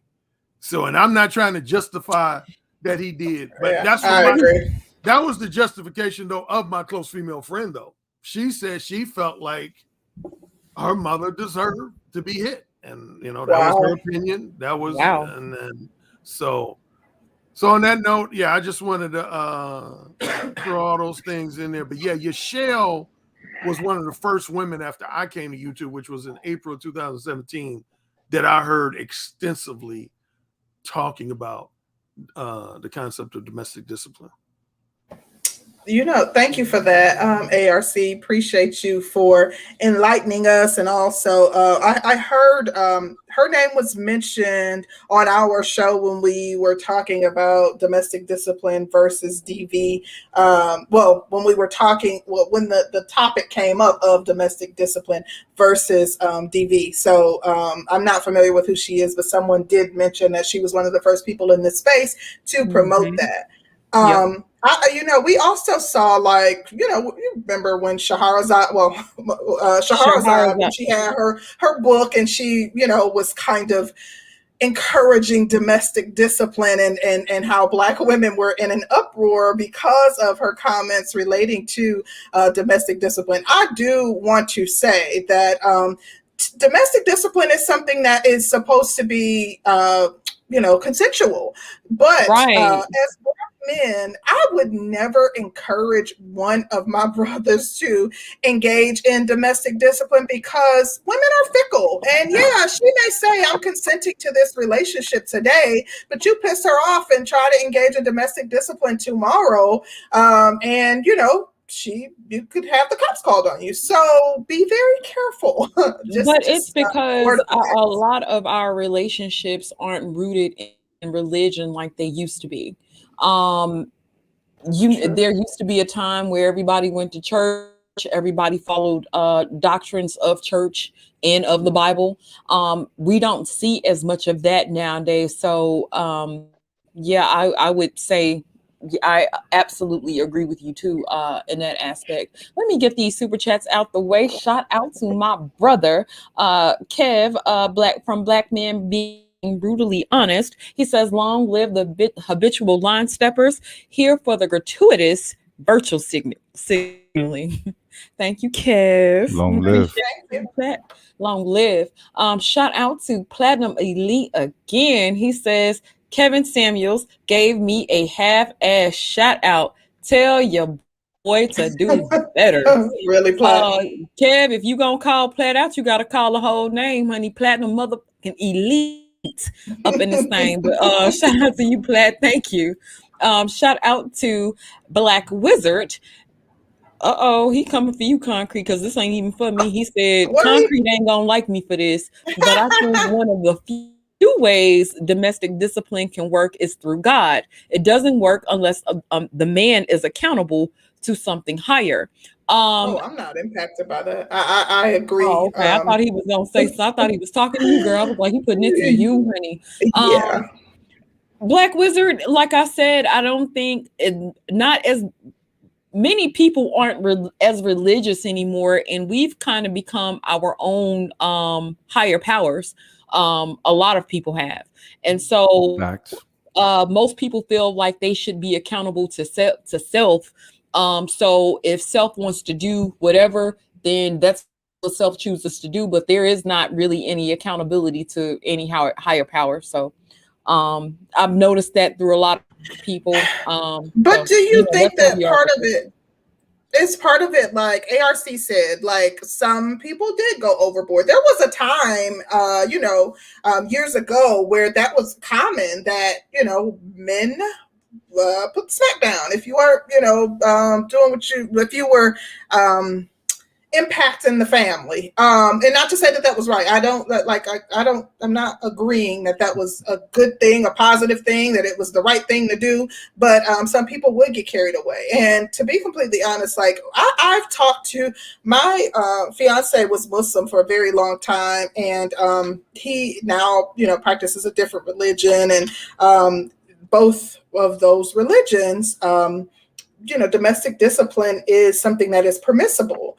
So we talked about this at length, and we talked about, examples where men have gone too far, and how in these religions that a woman is supported by the church, or she has support of the community if a man, her husband even, is abusing her and she wants to leave, that no one is saying you're supposed to stay in a relationship and be abused, and that there are certain parameters in place for when domestic discipline can be employed. And it is kind of like not because you didn't feel like washing dishes, not because you cooked pot roast instead of pork chops, well, not pork chops, but pot roast instead of corned beef. It's not just because something didn't go your way. It has to be your behavior jeopardizes the family in some way. So there was a time when it was a regular thing, and some people did get carried away, and you may be having a bad day and you come in and you feel like hitting your wife as a result of it, which is despicable. So yeah, that could be the reason why it's no longer practiced as well. Y'all blowing this shit way out of proportion. They really are. They really are. I can't wait to you so you can tell us why. Yeah. Well, let's get Archer in here first, because Roger-san, I do want to hear what you have to say, so you can tell us why. But Sincere cracking up. Well, was it Archer or Sincere cracking up first? No, Archer first. Archer was Archer's been here since ARC. Go ahead, Archer. What you got for us? I got a lot to say about this. I don't even know if this is on topic, but when it comes to this whole domestic violence situation, I don't know why Black women are so triggered about this. Like, every single one of you act like you've been the biggest victim of domestic violence. And I'm pretty sure if I was asked both the women, neither of us have implied that, and I've never been abused. Exactly, so and that's not my story. And that's typically most black women. But we're so sensitive about talking about it in the black community as if it's something that happens every day to every black woman. When in most cases, most black women are the ones beating their men. I mean, well, I've never beat anybody either. like you ask any black man, he's been beat on by a black woman. And it's not really beat on because it probably didn't hurt or we probably didn't think much about it. But in the case of Black America, we all know black women are very aggressive people when it comes to relationships. They joke in their music about hitting men, about beating him up. Like, and it's just crazy that we have a petition. I mean, this is basically an Emmett Till type of witch hunt for Kevin Samuels. And I don't understand why we're going to try to preference it with domestic violence versus domestic discipline. Anywhere it goes, black women ain't going unless they're the ones that's able to commit it. As long as if we were to flip the script and say black women, which one would you rather be able to do to your man, domestic violence or domestic discipline? Then we can have a conversation. But as long as it's on what men can do to the women, then it's a problem. We all know in Black America, we bring up these quotes and these stats about black women experiencing the most domestic violence. Domestic violence is a very broad term nowadays. You can grab a woman's wrist, and the police show up and they say, "Did you touch her?" They say, "Well, I grabbed her wrist, got the handcuffs on you. Now you got a DV charge, and you got to plea out the shit. Now you got to plea out the shit, and it goes towards the number of black women being abused. So it means nothing at this point in time." But we're not pushing a narrative that most black women are abused. We were actually kind of highlighting how black men also suffer abuse and focused on the stats that also show that, black men are impacted by abuse. And we also highlighted how there are some false reports. So that's not our ministry. Well, concrete, let's not be super narcissistic. I'm not just talking about you. You're not the whole black community. I'm talking about the overall view of the way we view this topic in the black community as a whole. We're very sensitive to this topic. To the point before anybody even talks about it, we have a long 3 to 4 minute disclaimer about how we're not supporting domestic abuse because, it's so bad, the color purple and, whatever, So we understand that. And and if you're not a man, you won't understand what I'm about to say. But if you're a man, you understand this. Every black man, or every man in general, I would assume, but I'm not every man, I'm just a black man. Every man in general in America can understand that women can call the police on you at any time and just tell the police whatever they want to tell you. We even have a new video surfacing right now of young Pharaoh's baby mama claiming that he abused her, and there's no evidence. There's no lumps on her face, but just the fact that she can just turn on her camera and say he hit me, and it's set in stone. He hit her. We just believe her word off rip like that as a community is a problem. And that's how you get so many of these cases where black men are just screwed over. Now, I don't like young Pharaoh. I don't support the black woman as God narrative. But I'm looking at the woman and I'm listening to the story like, okay, you said he hit you. And during the scuffle, he accidentally hit the baby, but the baby looks okay. You don't have it. Like, black women can just say whatever they want and they're believed. So that's not preferences whether Kevin Samuels is talking about domestic discipline or domestic violence. Anyway, it goes this power dynamic where black women can use this one example of domestic violence to get black men to keep black men under control. Keep black men under control. Basically, a woman can pull a knife out on you, and you take the knife out of her hand, and the police come and you say, "Yeah, she put a knife on me. I took the knife out of her hand." You're going to jail because technically you're not supposed to touch her. You're not supposed to touch her. Which is fucking insane. But this whole goal, and I'm rambling right now. I'm not going to stay on this Goldie thing. I'm about to jump off one Goldie thing, and I'm gonna jump off. But as far as you having a black son, and this is where it comes to goes back to black boys not being able to read, black boys not really being raised properly, and we all hear her son on these live streams. You are raising children who are eventually going to grow up to be men in this environment where you're fostering a narrative that black men are super violent. And if you and somebody said this, I think it was Edward Anderson, he quotes this phrase: black women are the number one character witness of black men. So if black women are running around saying black men are violent, black men are this, black men are that, that gives other groups a justification to do whatever they want to black men. So if you're raising boys and you're running around here saying black men are violent, and there's uptick in domestic violence, but She never substantiated. She never proved. She just said it, and because she's a black woman, we're just gonna go with what she says. You got to remember, your boys are growing up into this environment where not only, number one, they're going to be automatically, they're going to grow up into an environment where if they're dealing with a woman, everybody's automatically going to assume that he's abusing her if she claims he is without no evidence. She can just say it. So she's really she's really sabotaging her boys.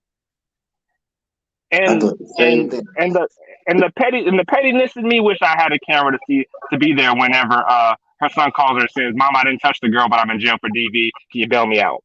You can boot me off the panel, but I have to say that. I'm done. Really? Really, Archer? Really, I'm sorry. Not sorry. Archer ain't shit. Really. Well, hopefully that's never the case for her. Right. I pray that is not. Well, but I do understand the point that you're trying to make. You can say that's never the case, but it's poetic justice. Now I'm angry. If any boy deserves that, I wouldn't wish that on nobody. I have a son, and I don't want that ever to fucking happen to my son. But if anybody fucking deserves that, the women that's pushing it. I understand your point, so you don't have to push. So I understand your point. However, she's not here. In addition, I don't care. There are people that I can't stand in this space, and I wouldn't wish that on them. So I don't wish for any of my people to have to deal with something like that. So, I do appreciate your commentary, though, and I do understand the point that you are making, as it relates to it. I think that we all understand your point. So we do have a few super chats to get through. The first one is from American Negro. He says, Black Wizard is correct. That's what is supporting Kevin Samuel's stance. Goldie is foiled and Roger proved it. She tried and she failed. Thank you, American Negro, for your support. And then he also says, Archer is correct. Lord. Thank you again for the support. Appreciate you. Okay. Sincere, go ahead, Danny. Yeah, I was going to ask. Yeah. Go ahead. It's cool. Go ahead. I'll wait till you're done. No, I was getting ready to call on you. Oh, okay. Nah, I just was going to say, I agree with what he says. It seems like she's doing it for get back, because she don't agree with him. And that's the reason why she's bringing up the domestic violence for a way to tear him down off his platform. That's the way how, I look at it when it comes to the Goldie lady too.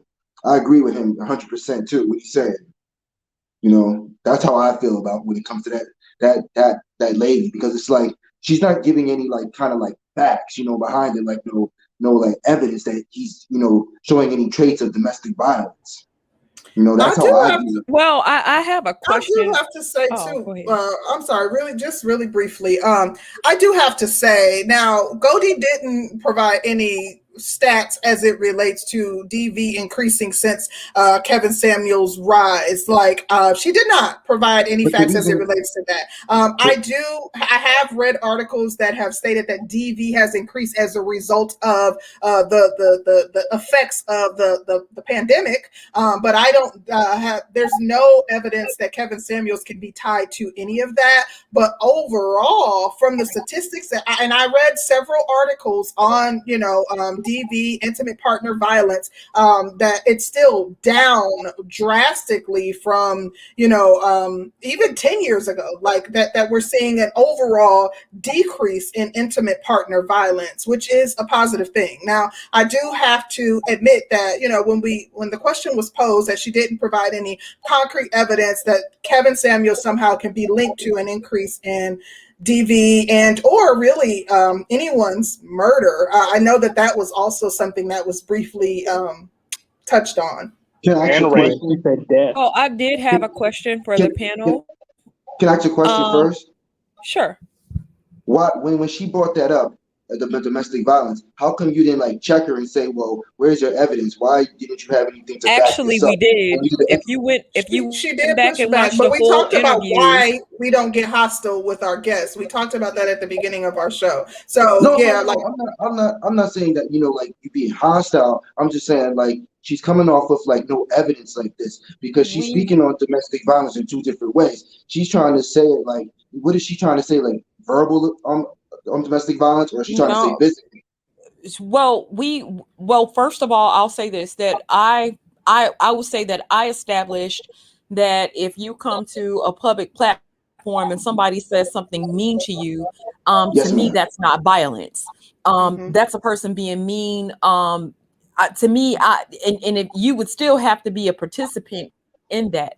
And then we did ask her for stats. I specifically asked her for stats, and she said she didn't have her stats right then. She said she would provide them maybe at a later date or whatever, but that question was And I definitely chimed in and talked about how there's a difference between DV and domestic discipline. And Danny specifically asked for examples of when Kevin was promoting DV, or, you know, the examples of the domestic discipline. So there was pushback. I think that you guys, like, because the men typically push back in a different way. Our way of pushing back is to ask more questions, to get her to dig a little deeper, so that maybe she can come to the conclusion or conclude herself that, oh, maybe it wasn't him promoting DV, or you know, maybe I am mistaken. So sometimes when you ask questions to someone, you make them think and kind of dig a little deeper, and, you know, they may realize that I was off the mark with my assertion of what I thought he was promoting.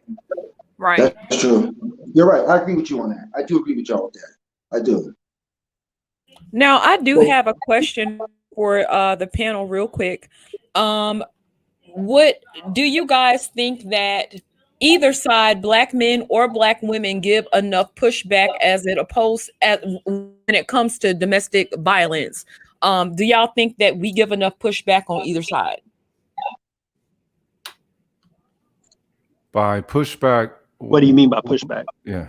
I was a little confused What too on that I've question. noticed is if a guy is popular, let's say he has a lot of money, he's popular, he's that dude. I noticed that people will tend to get quiet when they say some outlandish things. And I'll give you a prime example. I didn't see the space denounce Donovan Sharp for his comments about domestic violence. Donovan Sharp said he would flat out punch a bitch in the mouth. He would have punched that bitch in her face. He would have did that. I didn't see people flat What was out. the context? What was the context? What was the situation? If she got in his face, or if she was saying something crazy to him, he would have punched her in her mouth. That was basically the context of it.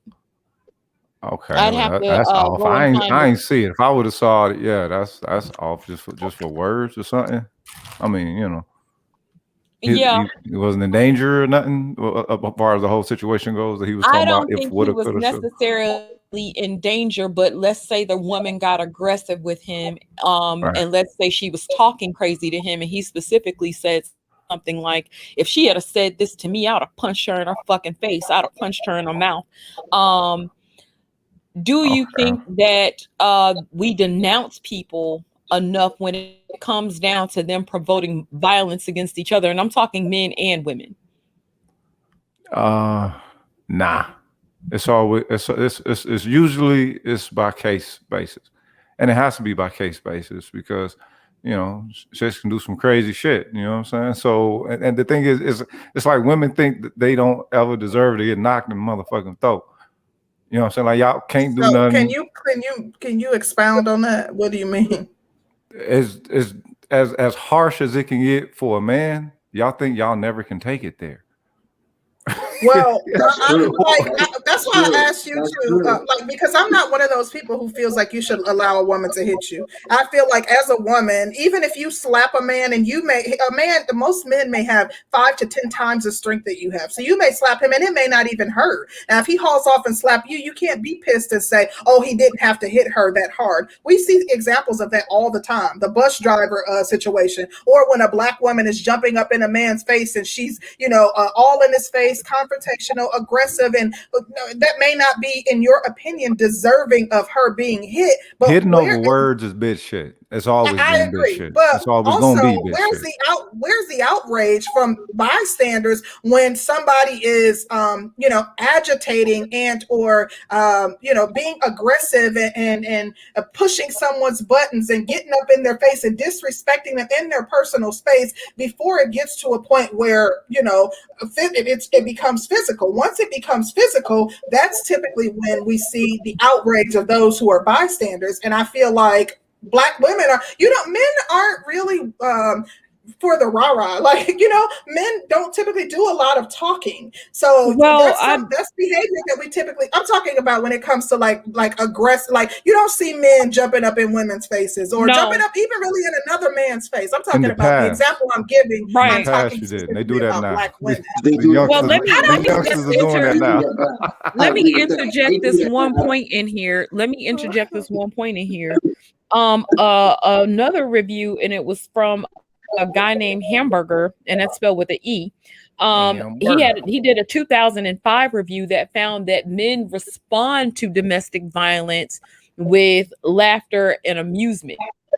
And I thought that was very interesting in the way that men respond when a woman hits on them, because I don't think that they take it serious a lot of times, even if she could be really, really heated and mad. But they said that you guys respond to a lot of it with you laugh at the chick. Well, the thing is, it's a choice. Anytime a woman is able to repeatedly connect with you with fists, feet, whatever the fuck, that's a choice. And the motherfucker getting hit is probably stopping himself from killing that bitch. That now let me just say this really quickly. Jay the Conqueror, I'm not expecting bystanders to save anyone. I'm saying as bystanders, don't be shocked and upset once someone is hit or once it becomes physical, if you had an opportunity to stop it before it got to that level. That's my point. Keep that same energy once it gets to the level that it becomes physical that you have when someone is pushing someone's buttons all in their face, all in their space, disrespecting them, spitting on them while they're talking, calling them all out of their name, trying everything in their power to emasculate them. Now, I'm not saying that it's right because it is just words. However, you can't tell, you don't know what the next person's tolerance is. You don't know when they're going to say enough is enough. So as a result, you putting yourself, you walking into the lion's den, you putting yourself in the line of fire. And typically, once the person, typically being male, responds, everybody is up in arms. But I'm saying keep that same energy that you had when you saw it escalating to that point. That's a lot of rationalism for a usually irrational creature. Yeah. That's the thing. I hate that about y'all. Y'all still think y'all regular. Y'all still think y'all regular. Y'all dipped in the sauce and y'all still think y'all regular. Get the fuck out of here. You can't. I understand that. You know what I'm saying? You're the level in your mind. And that's a good level. That's an honorable level. But most other women are beneath you if they ain't at the level of rationality where you at with it. And that just is what it is. Yeah. I understand. And thank you for pointing that out. And I see like some of the women in the comments, like they don't like to hear that. And you could tell by some of the responses, just stay, we don't, they're stronger than us. They are not your equal. They are they're physically superior. I'm going to say it. They're physically superior. What's wrong with saying that? They don't even like you to say that plants a seed of fear, though. You don't want to plant a seed of fear. You want to plant. You want to plant a seed. You want to plant a seed of respect. Let me show you. Let me say this though. When we talk about the spirit of fear and a woman being afraid of her man to a certain degree, and I know this is probably the biggest pick me shit I have ever said. Go ahead. Speak your piece. Speak. Women tend to respect what they fear. Of course. That's crazy. I hate to say it because it makes me feel some type of way to even say it, but women do tend to respect what they fear. Right. If they feel like they got a weak ass dude, they treat the dude like he's a weak ass dude. And we all know that. So your fear ain't gonna come from fear of me beating your ass. Your fear is gonna come from my motherfucking majesty. It should. That's where your fear is going to come from. Your fear is going to come from how you see I interact within this world and see the respect that I get from others. It should. Your fear is going to turn to reverence. That's what this shit's supposed to be. Ain't fear. Fuck some fear. I don't want you scared of me. You just get to my motherfucking right and get right. But I a got a woman, I question. feel I like got a a woman should question. have a healthy dose of not knowing, or she shouldn't be able to get away, or know that she would be able to get away with a whole bunch of shit That and you means not she doesn't doing it. respect your capabilities. But the thing That Exactly. is, means I she doesn't. understand That what means she she's doesn't saying to a trust in your degree. capabilities. I understand what you're saying to a degree. I don't fear that my fiance will put his hands on me. However, I know if I were to violate him in some way, and if he was out of his mind and responded in kind, I wouldn't stand a chance. You know That what I mean? part. Like, that's the thing. Like, understanding that you might know in your heart of hearts that this person isn't going to harm you, but Right. understanding that if he decided to, like, he could knock you out with one hand, and Yeah. without flinching, you know what I mean? So understanding that, like, it's kind of like, oh, it prevents you from acting irrationally with this person. It What prevents about a you. It makes motherfucker who But can you use know his what though, tongue like a Concrete, fist? Though we use our feminine wiles to control men, and for the most part, all this our body stuff. feminine wiles have worked against most men, and Hey, so I got a we're question. not scared anymore. Hold I'm on gonna one read these super second. chats real quick, and then I got to get Sean up in here because Sean has been waiting patiently, and he's been here for a minute. Shout out to Mr. Shepherd, and wait a minute, shout out to Mr. Shepherd again. He said, a one civilized man will turn violent toward a black woman after listening to Kevin Samuels, no longer caring about the consequences of the law. Of course Mr. not. Shepherd, you bring about a good point. Make it make sense. Wait. Did I miss one from there? I said it. I feel like I did. Oh, okay. No, I didn't. Okay. Shout out to the RX0. He said the difference is this: if the public sees a man hit a woman, everyone will intervene. If the public Mhm. sees a woman hit a man, everyone laughs. You are Mhm. absolutely Absolutely. positively correct. Not only will we laugh, we'll cheer that shit on, especially women, because a woman will say that, oh, you know what, he deserved it. Oh, you know what, he was running around on her ass, so he deserved to get knocked upside his head. We've seen it 1,000 times where women have done things to men and nobody has batted an eyelash. Most people have laughed, but if a man did the same thing to a woman, we looking to cancel him. Mhm. So I do I agree with agree. that.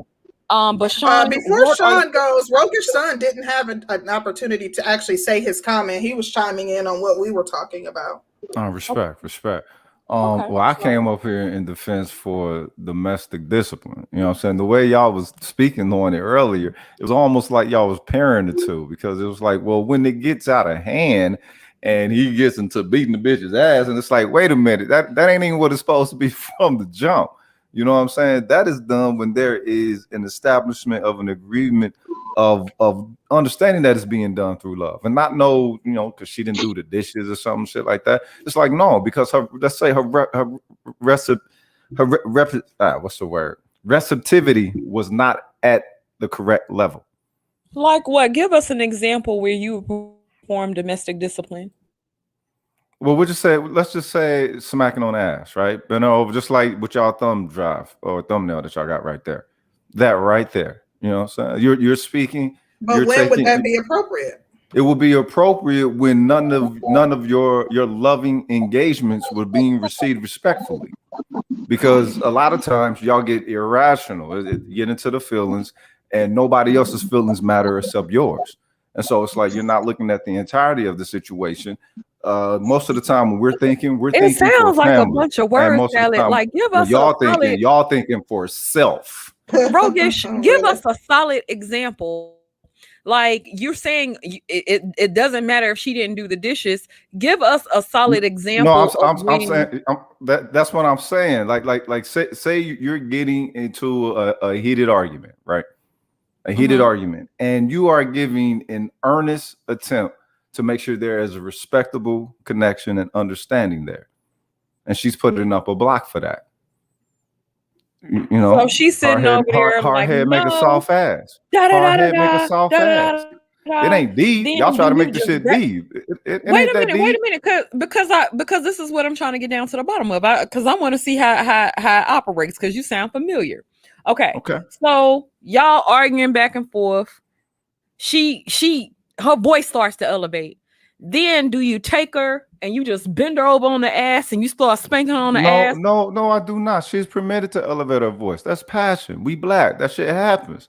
It's just that when it gets to either non-receptive or disrespectful, then okay, that's no more words that need to be said. Because the entire time I'm making sure I'm going at this with love, empathy, you know what I'm saying, seeking understanding. And right now, you out of motherfucking pocket.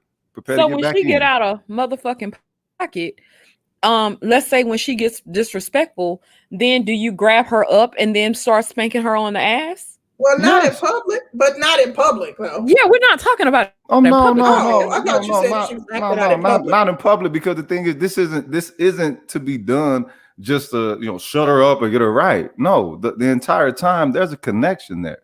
You're not just smacking her trying to give her pain. You're causing her to feel an uncomfortable sensation. So what do you think about that there's control? What do you think about open-handed slapping a woman when she's in the face? Yeah.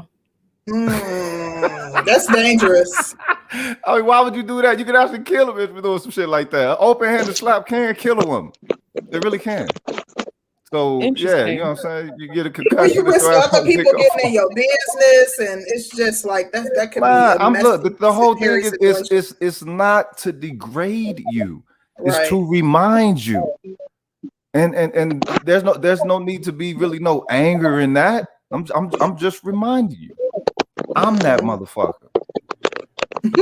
Okay. That's so interesting. I get the picture that you're painting, and it makes sense to me. Like when I hear women that are in relationships where domestic discipline is used, like they say that like they're reminded of whatever they did to act up like all throughout the day because they're sore or they're maybe like a little bruised or like something like that. But these are women who enjoy the pain that comes with that. So yeah. Yes, I'm only doing it because I love you. What? Wow. Okay. Shout out to L. Nixon. Danny, I know you over there taking notes to give to Bro Curly. Honey, I already learned how to cook hot grits when I was young, baby. Listen. Good night. Good night. I learned how to boil water at my house. That's like you give. No domestic discipline over there in the Middleton household. Baby, we know how to make oatmeal. Listen, it's not that I know bad. where to find the answer that. Whatever. Okay. Honey, I know how to keep a knife under the pillow. Honey, listen, we talking I know about where the guns are. Goodbye. I know a few police officers. You know your way around a gun. You built that to the former military. Honey, I'm a sharpshooter. Honey, honey, I watch Snapped. Baby, listen. Oh shit! Listen. I hope you listen. I hope you listening, brother Greg. I hope you listening. Curlin ain't gonna be part of the splash. We ain't about to do the Splash Brothers, baby. We not on that. So yeah. Shout out to L. Nixon. He says, I don't know what y'all do, but I don't mind calling either the cops or my bipolar female cousin. Put one in jail for a night and didn't give a F, and that was my son's mother. Don't do DD at all. Listen, somebody with sense. Yeah, men gotta start calling the popo too. Listen, you better, because it could mean the difference between you going to jail and even though she was the aggressor, her going to jail. Most men don't want to send a woman in their life to jail, but hey, like, she would do it to you. In addition, you could be, if she's violent, like she needs to get some help. Baby, yeah, cause yeah, and then Concrete. Well, let me get Sean in because Sean have been over on this thing chilling. Sean, what are your thoughts on the show and the topic? Hey, what's up, guys? Can you hear me? Yes, we can hear you. We can. Good. As far as domestic violence, one of the things that really irks me about it is it always seems to be that the burden is on the man when it comes to domestic violence. And what I mean by that is, you take a scenario where a man and a woman get in an argument, the woman hits the man first. The burden is, of course, on the guy to not hit her back, okay? And you take the same scenario, man and a woman arguing, the man's about to lose his cool, lose his temper, which of course means he's about to hit the woman. Hell of a burden placed on the man to not hit the woman first. And that really irks me because the explanation that's kind of thrown around for that is, well, the man is bigger, the man is stronger, so he shouldn't hit a woman no matter what, no matter if the woman hits him first. And my response to that is, I'm sure when we were all kids, we were taught to not get in a fight with someone that's bigger than you, because if you get in a fight with someone that's bigger than you, stronger than you, then chances are you're going to lose that fight, and chances are when that person that's bigger and stronger hits you, it's going to hurt 10 times worse. So that sense of thinking never seems to be prevalent in the back of the minds of a woman when she hits the man first.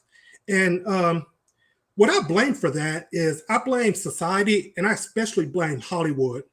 And let me explain why I blame Hollywood. How many movies, guys, can we think of where you've seen a woman slap a man? No matter if the man was caught cheating, the man came home late, or the man, he did whatever. How many times we saw a movie where a woman slaps a man freely and she's empowered, she's emboldened, she's clapped, she's cheered? There are a hell of a lot of movies out there like that have pretty much made it acceptable in society for a woman to hit a man, not even think twice about it. No sense of repercussion, no sense of backlash that might happen or what. All right. And another scenario, what about back in the day, Al Green, his wife threw hot grits on him? We're all cheering about it today. It was okay. I'm not really sure what Al Green did, but she was cheered. She was emboldened. And so I really don't like the fact that it always seems that the burden is on the man's shoulder as far as consequences, as far as repercussion, as far as backlash when it comes to domestic violence, even if the woman hits him first, to which, she doesn't really fear anything. So that's all I kind of want to say about it, and I'll hop off the panel here. Okay, well, you could stay if you want, Sean. Thank you, Sean. I'll stick around. Sean highlighted something important. It does become like something that's funny when it's a man involved, and you don't hear people joking about like Rihanna, but like when it's Al Green, and I can't remember what happened, but I think the woman did kill herself, so something was, clearly not right. But I do find it interesting, like when he highlighted the fact that when abuse happens to a man, and that's like a society thing. Like I think that we talk about how important it is for men to come forward, for men to advocate for themselves, for men to call the cops if they're being abused. But then their friends are gonna laugh about it. Their family will laugh about it. If we read an article about it in the paper, we laugh about it. We make light of it. There's no sympathy or empathy that's displayed for men who do suffer abuse. And until we change that narrative within our society, men will still, not report abuse. In addition, I do think men still view themselves as protectors and leaders, and in most instances, they don't see it as protecting the woman who they love or share a child with or was once in a relationship with if they have to put her behind bars. Like that's not something that men take lightly. So I do think that a lot of men don't want to call the cops if they can help it. Right. Shout out to L. Nixon. He says he's snitching on y'all violent women like the dude from Belly Honey. I don't like this shit. At all. She's so silly. Thank you, L. Nixon. Okay, let's get Black Wizard up in this thing. Black Wizard, what are your thoughts? Yeah.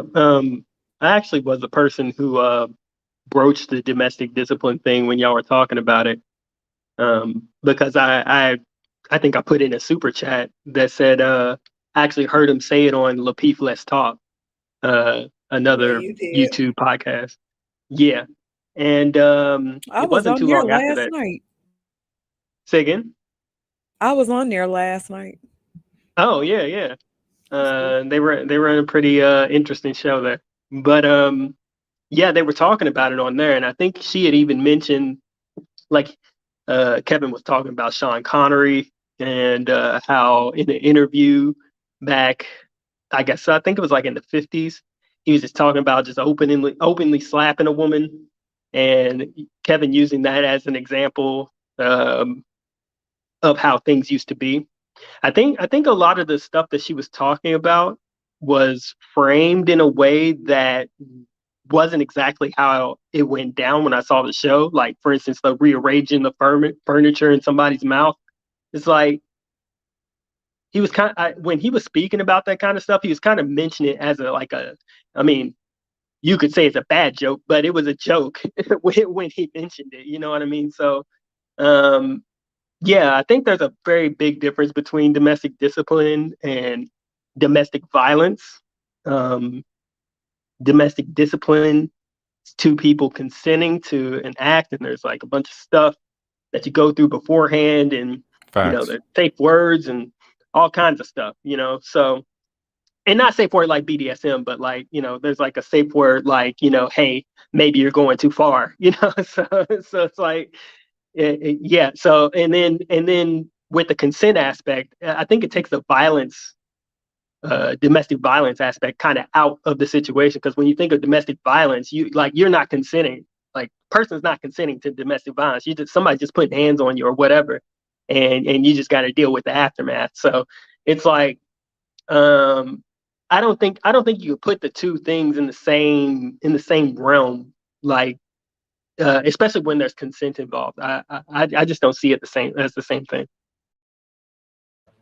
I agree, Black Wizard, wholeheartedly. I definitely think they're two different things. Someone in the chat early on did say they view them as the same. I don't see it as the same. Someone who enters into an agreement with their partner that says, "Hey, if I violate you, if I disrespect the family, if I disrespect you as the head of the household, I am permitting you to engage in domestic discipline," and it may be something that they agree upon. There is something biblical that speaks to a man getting, I don't know if it's either biblical, if it's in the hadith, what it speaks to a man like using a switch no bigger than the width of his thumb. So if that is maybe the agreement that, your partner uses a switch in order to employ domestic discipline, or if it's, your partner gives you a spanking, or if it's not talked about in that great of detail, but it's still something that you agree upon. Versus, wait, but that agreement ain't on no paper or no verbal. No, this I'm is not what we're saying, going to do. no. Most of the I'm time, it is brought forth because it is commanded. It's not demanded. I'm not saying that it is. Now, if in BDSM or kink relationships, it can be something that's spelled out on paper. However, when I'm talking about people who are doing it from a religious standpoint, and I don't know if it's either the Bible or the Hadith, and I can't remember. I have to ask my fiance, and he's downstairs. It speaks to your partner getting a switch that's no bigger than the width of his thumb. That's what I was talking about. But whereas a situation where DV is employed is like unexpected, you're at the sink and someone comes in and they put their hands on you or whatever. So I don't view it as the same at all. It's two completely different things on two opposite ends of the spectrum. Yeah, and like one of them comes from like a mutual respect and understanding and trust. So like I went through the comments a second ago, and somebody said something along the lines of, who would agree to that? It's like a person who trusts in what their partner, who trusts in their partner, just period. Somebody who trusts and loves their partner would agree to something like that. If you don't trust another person to operate with some kind of discernment, then of course, domestic discipline is going to sound like a bad idea. But in some relationships, there's actually trust, and they can trust each other to not go too far. And so I think it's difficult for people who operate outside of that to imagine a situation where that could be like employed, or that they could find themselves to be trusting enough in another to where, they would be okay with that. But like, that's what I was saying earlier. I am telling you, I used to be extremely narrow-minded.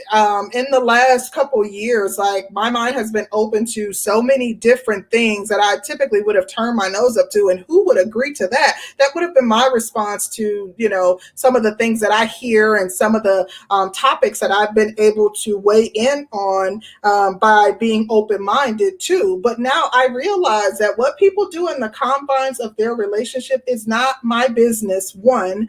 Number two, who am I to judge? They may think I am absolutely absurd for some of the things that I do. Like, it's just, it's not our business, and it's important for you to just simply do what works for you. But, I think that it's unfair to pass judgment on people who it does work for, or who are, agreeing to this type of relationship. Like, that's what works for them. Yeah, and just another thing, I don't want to speak too much about Goldie since she's not here. I know sometimes she kind of lurks around in the chat, but one thing that I didn't. Well, I guess I'm agreeing more with ARC, the way he was framing his understanding of her taking her position. It didn't really seem like she was taking solid root in her position, which is why my questions came off the way that it did, because I was trying to get clarity. She would say that she's not wanting to censor somebody, like she doesn't believe in censorship, and then describe everything that censorship is with the petition that she's doing. It's like, well, yeah, it's like, well, what you're doing is censorship, and if you feel that's necessary, then just say it. And then the other question that I had that I noticed was so she's saying in the divestment culture, whatever, they talk about Black men as an underpinning of some kind of negative culture that Black men have towards marriage, family, kids, and education. And when Black women are talking about generalities for Black men, they're talking about that culture. But when Black men are talking about generalities about Black women, they're just talking about a very small sector of Black women and spreading it across as if it doesn't apply to everybody. And then my question was like, well, couldn't you say that the men are doing the exact same thing that the women are doing? Why is it different when women are doing it? You see what I'm saying? Yeah. I absolutely understand. And that's why I said, I enjoyed the interview. I think that Goldie is extremely brave. I do think that, she's like sisterhood, and she, I don't know if she sees herself in that light, but I guess that's the assumption that I made based off of our interview with her. Because, I noticed the same thing, that, she was able to kind of give grace as it relates to women, but she wasn't extending that same grace to men. So, good. Yeah, good, and I don't want to talk about it too much. She's not here. Yeah, of course not. Absolutely. And it's just, we're just talking about our observation based on the interview. But she's not here, but she's welcome to our panel at any time if she wants to respond to anything that we're saying. Absolutely. Well, we're going to start the process of wrapping it up. Roguish Son, what are your final thoughts? All right, thanks for the hospitality. Long live the thebreakdown. Thanks for y'all. Long live that part. I mean, I really appreciate participating in the breakdown. When it comes to the whole domestic discipline versus domestic violence, the domestic violence should be considered taboo in the Black community. You know what I'm saying? I understand Black community ain't got a lot of taboos. No more. Niggas just doing whatever off the chain. Really don't.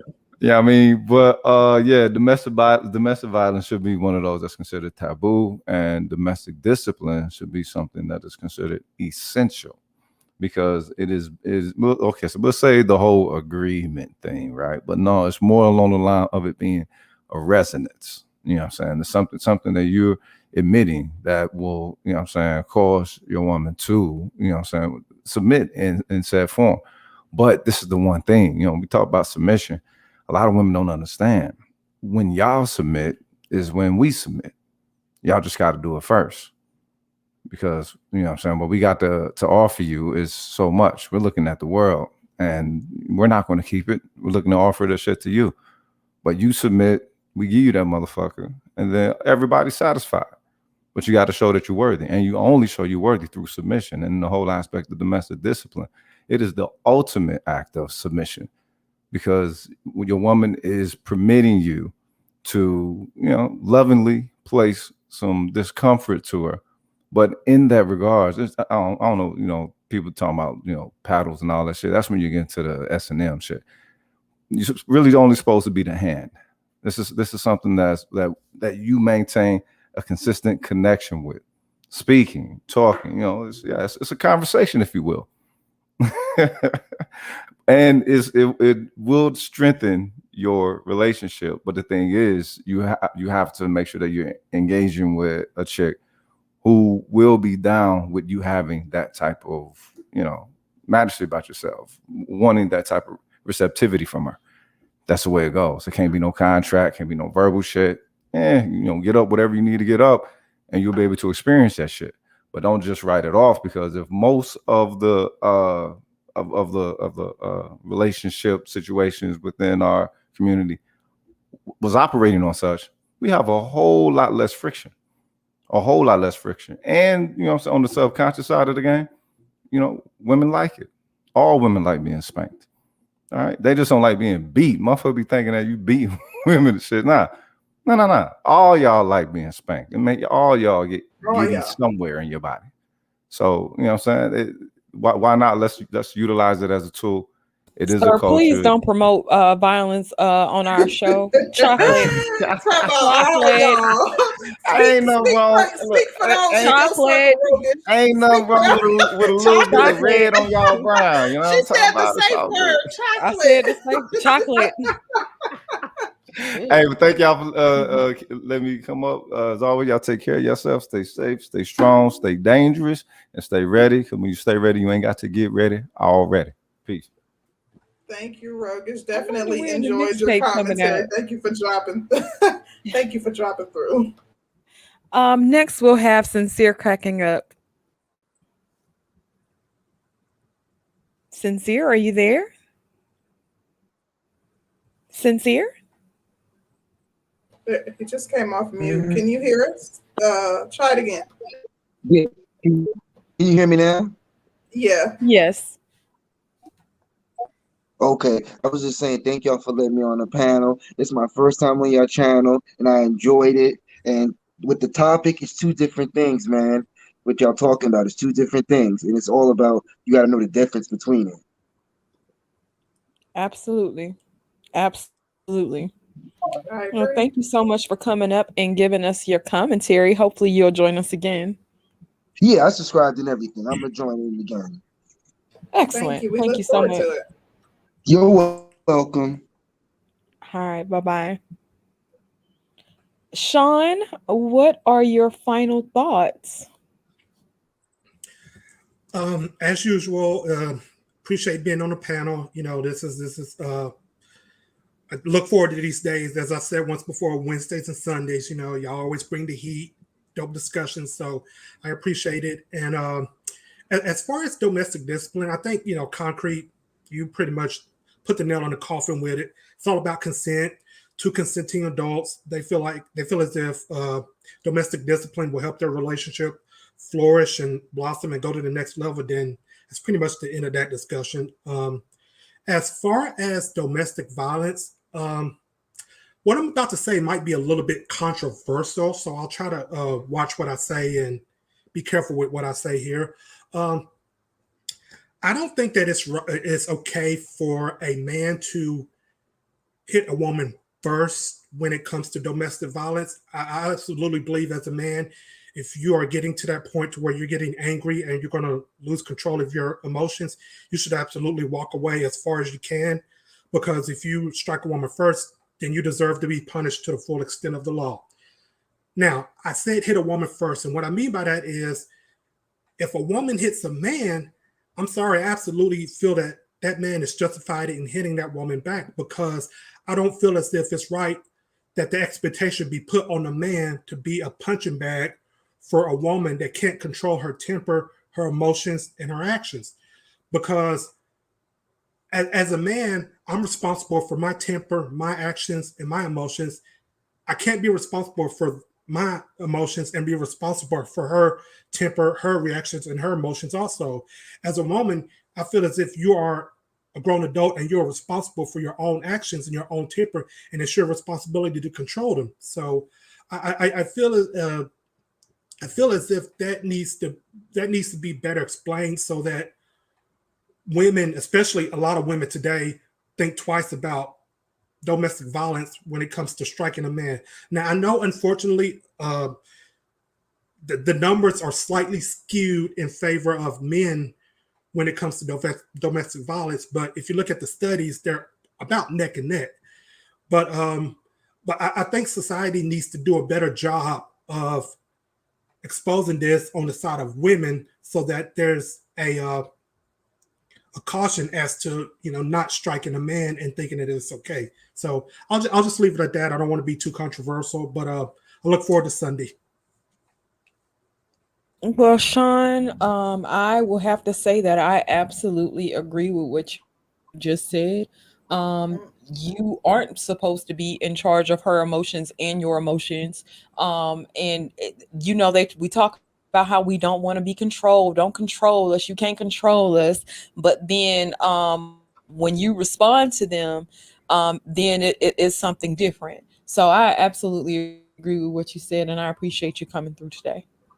Absolutely. All right, see y'all Sunday. Oh yeah, Sunday gonna be fire. So make sure you're here, Sean. All right. All right, see y'all later. All right, thank you. Black Wizard, what are your final thoughts? Hello. My final thoughts. I remember when you guys were interviewing Goldie, there was a person in the chat after domestic discipline was brought up that said something like, you can't consent to violence. You can't consent to that. When I said, consensual adults, acting, it's not the same thing.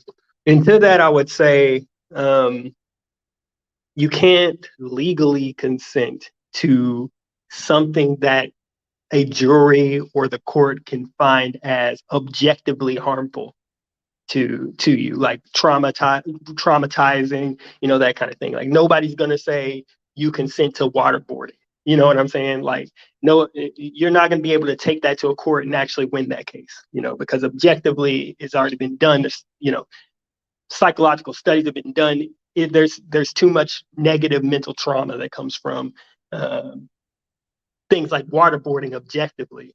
Now, on the topic of BDSM, even though domestic discipline and BDSM is like in two different realms, BDSM goes a lot further than domestic discipline would ever go. So if two people can consent to BDSM, then they can consent to domestic discipline. So that would be my, I guess, rebuttal to that. All in all, I think it's two different spheres of what's going on. Domestic discipline is not violence against somebody. It's not meant with the intention to do someone traumatic harm. It's actually just like I forget the guy's name who was up here who was talking about it, but it's just like he was saying. It comes out of a place of respect and love, and actually both people kind of laying it on the line for the relationship, saying these are the rules of the relationship and this is how we'll do things. So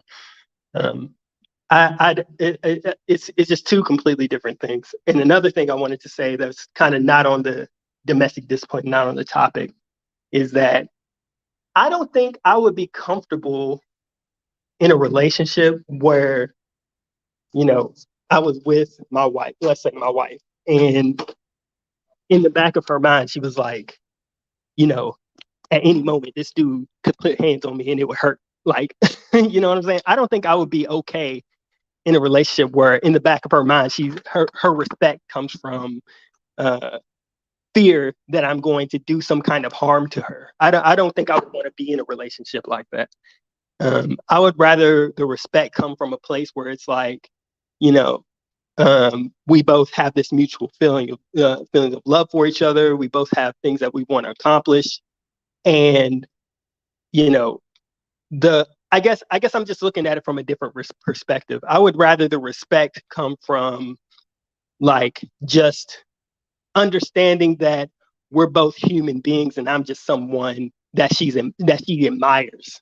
Not that you know, at any given moment I could put hands on her. You know what I'm saying? That's all I wanted to say. Yeah, Like I she don't think fears you as anybody. opposed to. Right. Well, go ahead, Concrete. No, I was just going to say, then it's like she fears you, not, you know, genuinely just respects you and loves you for who you are. But it's like, you know, there's a fear and intimidation factor that will come into play and will likely be what's keeping her in line, quote unquote. I was gonna say like I guess like you shouldn't be at home worried if you gonna get your ass beat if you didn't make the mashed potatoes for the damn baked chicken or something. I don't think you should be living in fear in that sense. But to me, I do think you should fear consequences of maybe like a person not putting up with your bullshit, and a person being able to set healthy boundaries and leaving you, if that makes sense. I mean, I'm not sure if I No, I hear what you're saying. Yeah, I'm No, I not sure if understand what I'm you mean. okay, because I'm trying to make sure I don't know if I conveyed that right, and I'll probably get ate up in the comments, but No, I'm I trying to think you're convey it clear. like I don't think you should be living and sitting around in fear that a man is gonna beat you and knock your head off or Right. anything like that. Yeah. But if you know you getting out of line and you don't know how to conduct yourself, then I think that you should have some fear that a man would have some sense about himself and set boundaries and do what he has to do to protect himself. And I think I understand that. It's Yeah, like that makes and just sense. on the sorry about that. No, I'm sorry. I was just saying that I understand what she's trying to say. For me, like I don't fear. Like I value what I have, and like I don't, because I value what I have, and because I value myself. I'm not conducting myself like some wild barn animal running around. But I value my partner so much that I, ensure that I am providing a environment that's conducive to showing that I value him. Now, like I said, I don't, fear him personally, but I understand that, he's the superior physical being. But I do understand what you're saying, and I get the concept, Danny. thank you, because it was actually a hard message for me to convey today. So thank you. But Black Wizard, do you have anything else?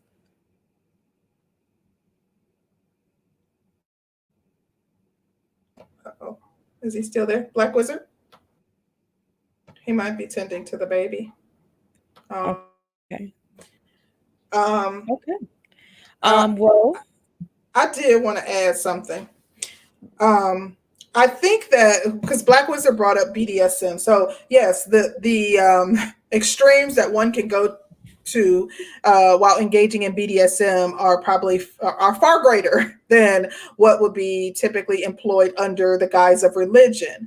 BDSM, though, even in BDSM, although there is domestic discipline that's employed, there is something called aftercare. That means that the person who disciplined you will also be caring for you as well, and that could, include a variety of things, whatever, may be required to care for you and show that, the discipline was done in love. But so I did want to highlight that. But I found it interesting in my research about domestic discipline that there are a lot of older couples, like middle-aged couples, that are actually more middle-aged couples that are engaging in domestic discipline because supposedly it creates a more structured environment. I also found that a lot of the information that I read, it's apparent that the people writing it don't have a firm grasp on what domestic discipline is. They seem to be coming from a very feminist standpoint. I'm glad that I was able to have the conversation with someone who has been in not one, but two different religions where domestic discipline is permissible. And he has a very firm grasp and knowledge on multitude of religions, especially the ones that he has been a part of.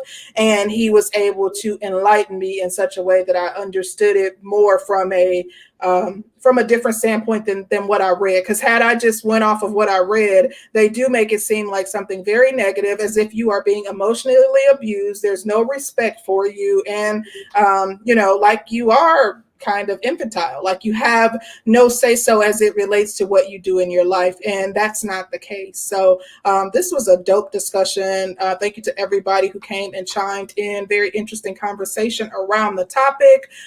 Thank you to everybody who super chatted us. And thank you to the chat for keeping it popping. And I think that's all I got, Danny. Okay. Shout out to Kit Cloud. He did send us a Cash App, and he said, he says, do we think the rise in hyperbistophilia is correlated? And I guess he's talking about domestic violence. The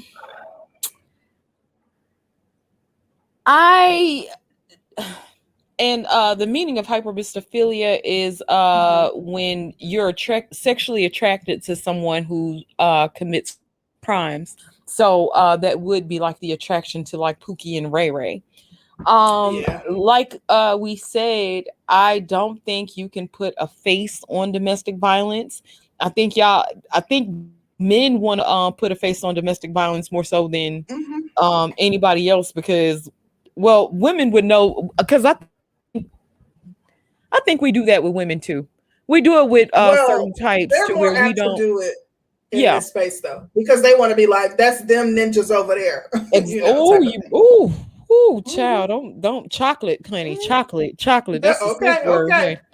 Cause honey, but yeah, in this space, they do like to put a lot of things off on Pookie and Ray Ray, and act like if a guy has a suit and a tie on, or he's well dressed, or he makes a lot of money, he's incapable of doing anything wrong. And it's the same way with attractive people. And I guess it's human nature. We don't think that they can do anything wrong. That's not the case, though. It's definitely not the case. Stop. We can't put a face on violence from either side, and we got to stop that. Anyway, about Kit Cloud's question. Yeah, that's pretty much my answer. Yeah, I can't say. First of all, I didn't know that there was a rise in, and I can barely say the word, hyperbristophilia. Right. I didn't know that there was a rise in it, and I don't know if there is a correlation. So I guess my question is, I don't know. I mean, my response is, I don't know. Leo, I don't feel like we're gaslighting at all. That's been the arguments in this space for some time now. And we're just saying that you can't really put a face on that. You can't say that. Yeah, the question has been asked at least 4 or 5 times throughout the stream. So yeah, we're not gaslighting at all, sir. Leo always coming with some smoke, child. Leo be ready to chocolate. Leo, chocolate. That's the safe word. Thank you so much to everybody who came through. We really, really, really appreciate you guys. Thank you to everybody who cashed. Well, shout out to you for cash apping us, Kit Cloud, and shout out to everybody who sent us a super chat. Please be sure to like the video, like the video. You can like it, or you can dislike it. It's all good. Please be sure to come back here on Sunday. Sunday's gonna probably be a fire show that you don't want to miss. Definitely. And yeah, we out. Y'all have a good night and be safe.